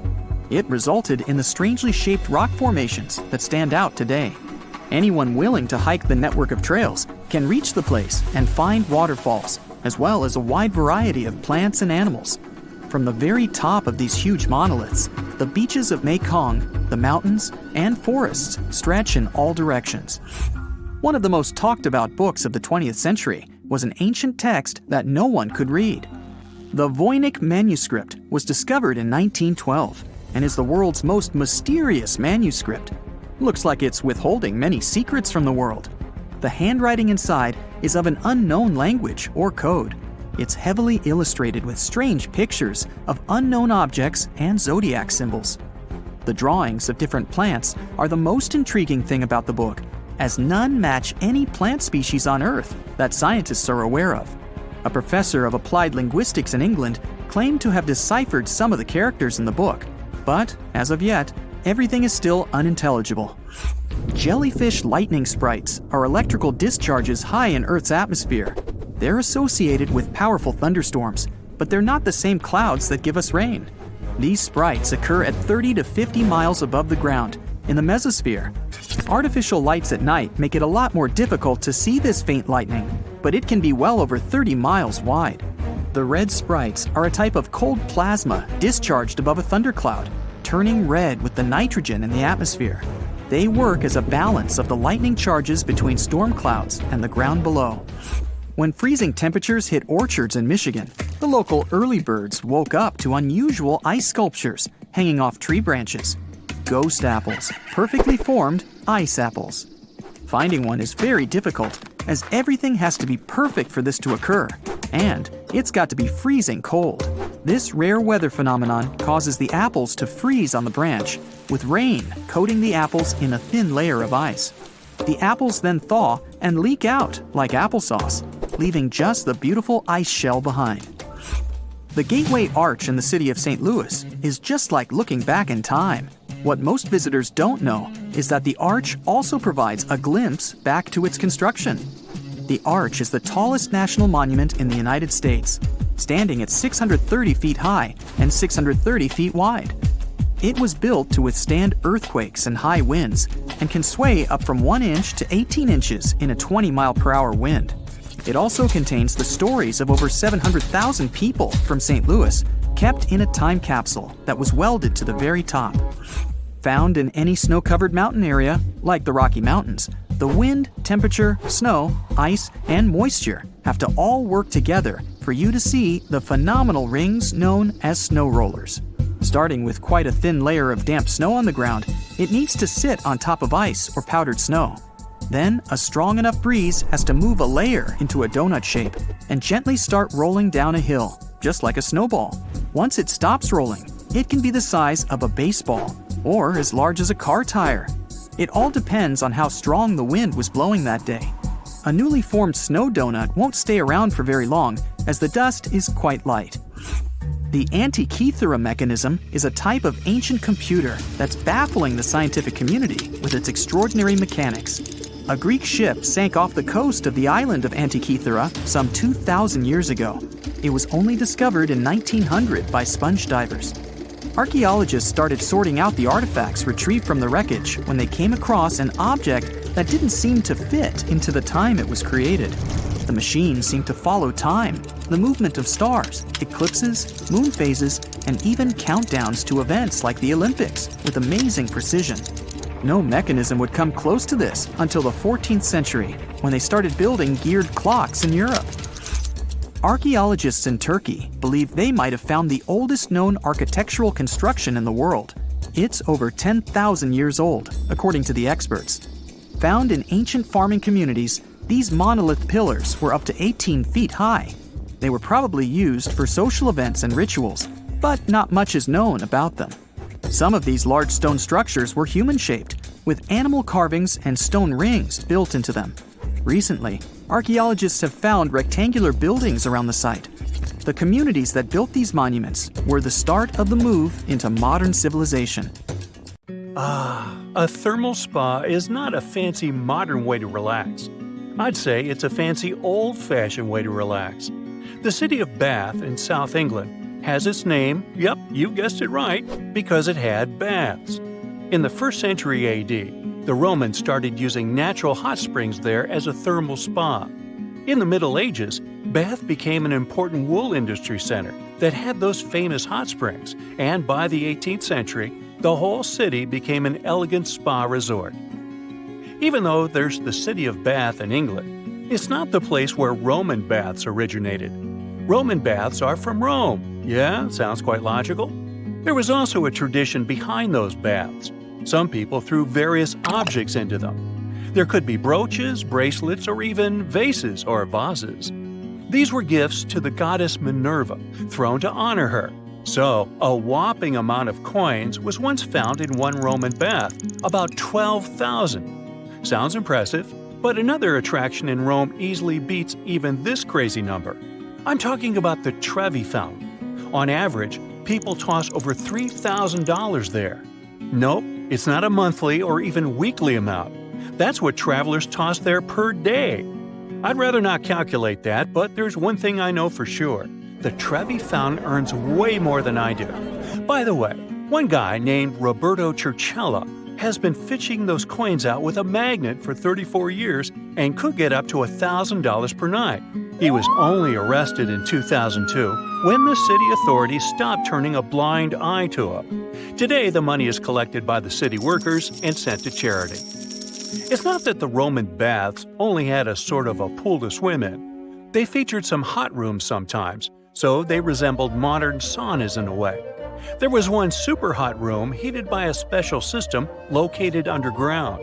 This room was called the caldarium, and those who wanted to sweat a lot would head right there. As it was heated from beneath, the floors were scorching hot. To protect their feet, people needed to wear wooden, I don't want to call them slippers, so let's call them wooden shoes. Another type of room was called tepidarium. It was cooler than caldarium, and people could have a massage with oil there. Yeah, back in old times, there wasn't a large range of hot rooms, and today it's all quite different. Some modern spa centers can host up to 8,000 people a day. Like there's a spa center near Munich with almost 2 million square feet of space and 26 different hot rooms. This spa center is considered to be the largest in the world. Now, it's not that the ancient Roman baths only had 2 rooms and both of them were hot. There was also a special changing room called a poditarium. There were no lockers back then, and historians claim thefts in Roman baths were quite common. There was also a gym in those baths. The room was called palestra, and people could exercise there. For example, weightlifting was pretty popular. There were also such rooms as sudatoria and laconica, super dry rooms where people sweated a lot, and natatio, which was basically an open-air pool. Once people had relaxed, bathed, and exercised enough, they headed to the frigidarium at the end of the day. Frigidarium sounds like fridge, huh? Right, it was a cold room with cold baths where the bathers would cool down after hot procedures. We're back to English Roman baths, and sorry to break it to you, but you aren't allowed to swim here, at least now. The problem is that back in the 1970s, dangerous bacteria were found there, and they even caused a fatal disease in a girl who swam there. After that tragic event, everyone was forbidden to swim in those Roman baths. The water was then thoroughly inspected, and it turned out that it was polluted. Plus, there lives a particular species of dangerous amoeba. What's weirder is that the very same baths had been previously used to provide water cure treatments.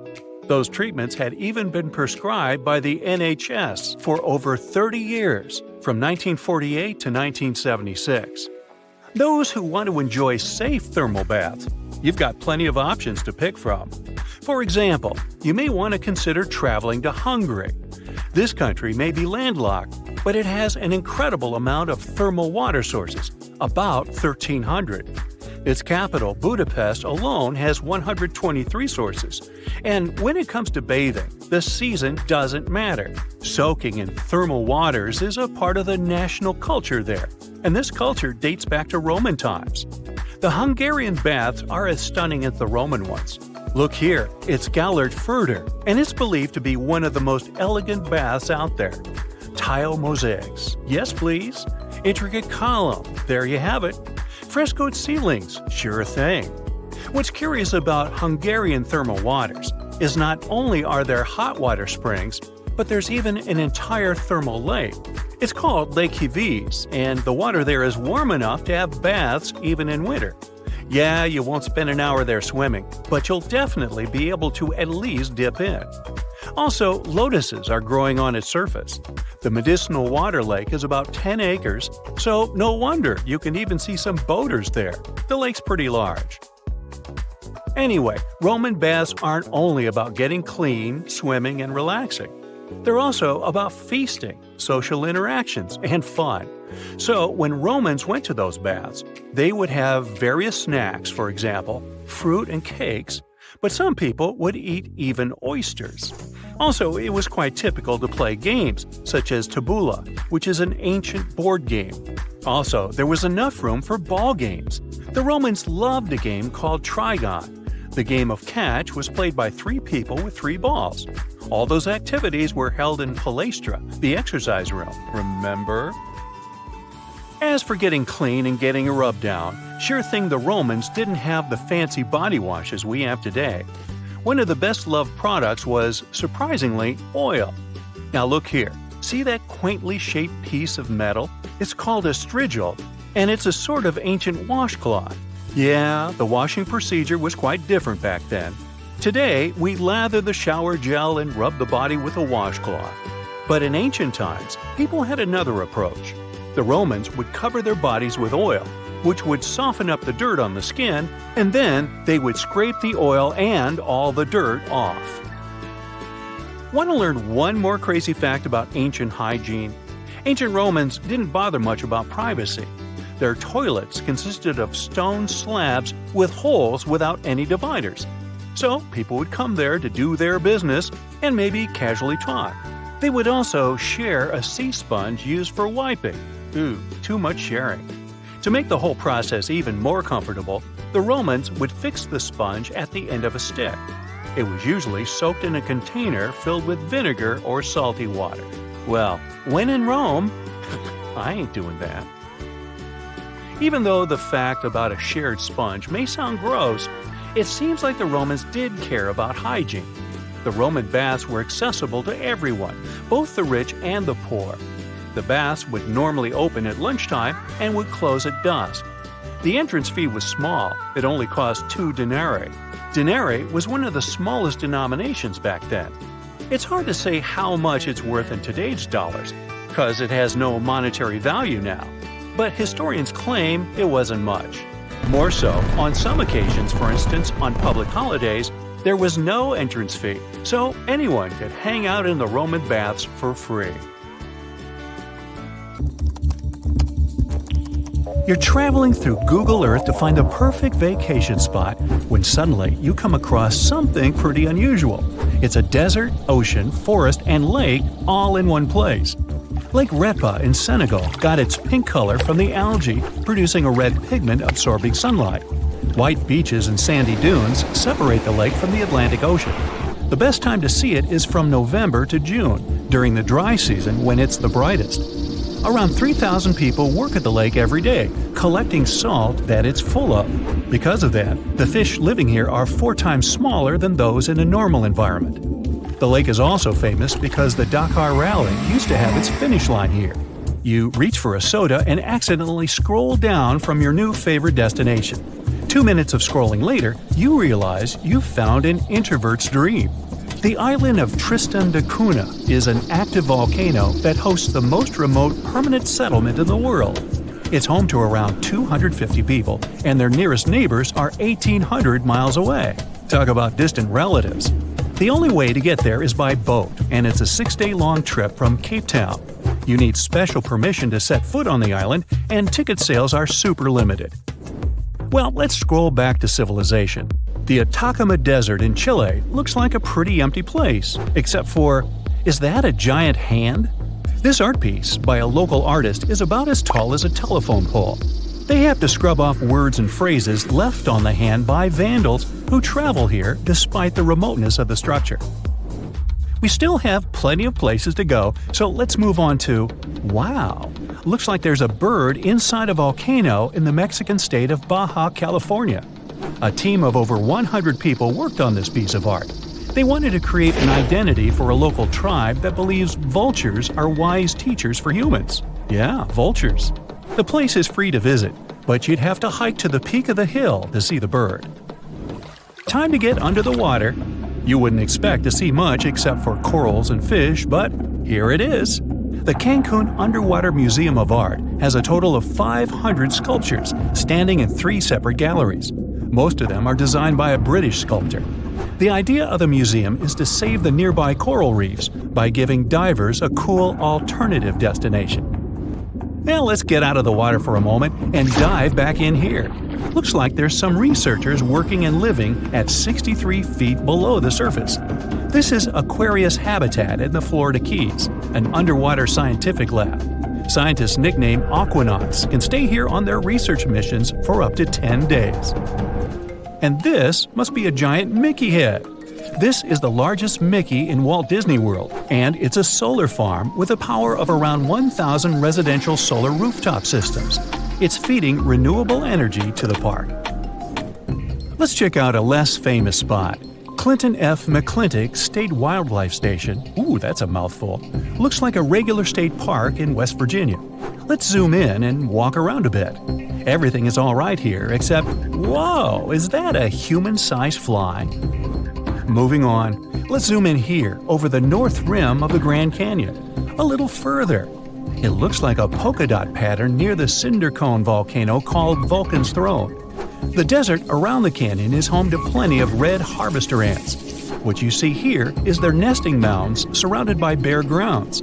Scientists call it the Las Vegas of ants. All the way on the other side of the world, in England, there is a dinosaur casually walking down Balderton Gate in Newark-on-Trent. Must be the only surviving T-Rex. Scrolling further, and is that another dinosaur in the water? Let's take a closer look. Turns out it's not a dinosaur, but a giant snake skeleton off the shore of the Loire River in France. It looks different day to day depending on weather conditions and tide levels. And no, real snakes don't have skeletons like this. This is how the Chinese artist who created it saw the serpent. Let's visit Africa again. What is this giant spiral on the ground? Could it be a secret message or maybe a portal? The ancient Egyptians probably left it centuries ago. In fact, it's an art installation called Desert Breath from 2007. The artwork covers 1 million square feet. The idea was to celebrate the desert as a state of mind. Hey, my mind has been a desert for years. Off the coast of Sudan, there's one of the largest shipwrecks you can find on Google Earth. It's a Bolivian cargo ferry that sank in 2003. Let's go further east. There are about 260 mysterious stone triangles in Saudi Arabia. They point toward a bullseye also made of stone. If you scroll a bit further, you can also notice desert gates with 2 thick walls. The purpose of the gates is still a mystery. Are those huge weird wheels on the ground? The ones in Jordan are all different in design. Some of them have spokes positioned in such a way to align with the sunrise on the winter solstice. Scientists believe the wheels in the Black Desert were built around 8,500 years ago. When flying over Kerala, India, you can't miss a huge vulture. It's the largest bird sculpture in the world, as tall as a bowling lane and as long as the height of the Leaning Tower of Pisa. The name of the bird is Jatayu, and it symbolizes the protection of women, their honor and safety. Next point, let's zoom in on it. This tiny island lies in a crater lake on an island called Volcano Island in Lake Taal, on the Luzon Island in the Philippines. There's another island in a lake on an island in a lake on an island in Canada's Nunavut territory that is thought to be the largest in the world. No human has set foot here, and it even has no name. It was discovered by Google Earth fans. The coldest, driest, and windiest continent of Antarctica must be hiding some mysteries too, like this cute creature off Zacelli Station. Could it be a giant extinct megalodon? It was the largest fish that ever lived, about 3 times as big as the largest sharks in the ocean today. Scientists found their fossils off the coast of every continent except Antarctica. So this could be a groundbreaking discovery if it turns out to be a real one. Hey, looks like there's another sea monster north off Antarctica. Could this black hole be Kraken himself? It used to scare sailors off the coasts of Norway and Greenland, so it probably moved to Antarctica over the centuries that it hadn't been seen. It had been probably inspired by a giant squid, so nothing is impossible with this one. Some locations on Google Earth are blurred for different reasons, like this one, the Yard of Orange Trees in Almeria, Spain. There's an administration office and a courthouse in the rectangular yard. The first orange trees were planted here in the 15th century. You can visit the yard in person, but can't see it on Google Earth. It's not clear why Google decided to blur Kos International Airport on the Greek island of Kos. It's a popular tourist attraction that gets plenty of visitors, especially during the summer months.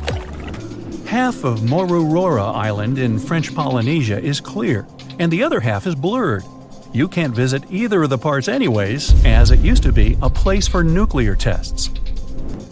Sandy Island off the coast of Australia has been blurred out on Google Maps since 2012. It was discovered by Captain James Cook back in the late 1700s and could be seen on maps for 200 years. Then, Australian scientists set on a voyage to find it. All they saw was open water instead of an island the size of Manhattan. It must have been a mistake of cartographers who had first put it on the map. Oops.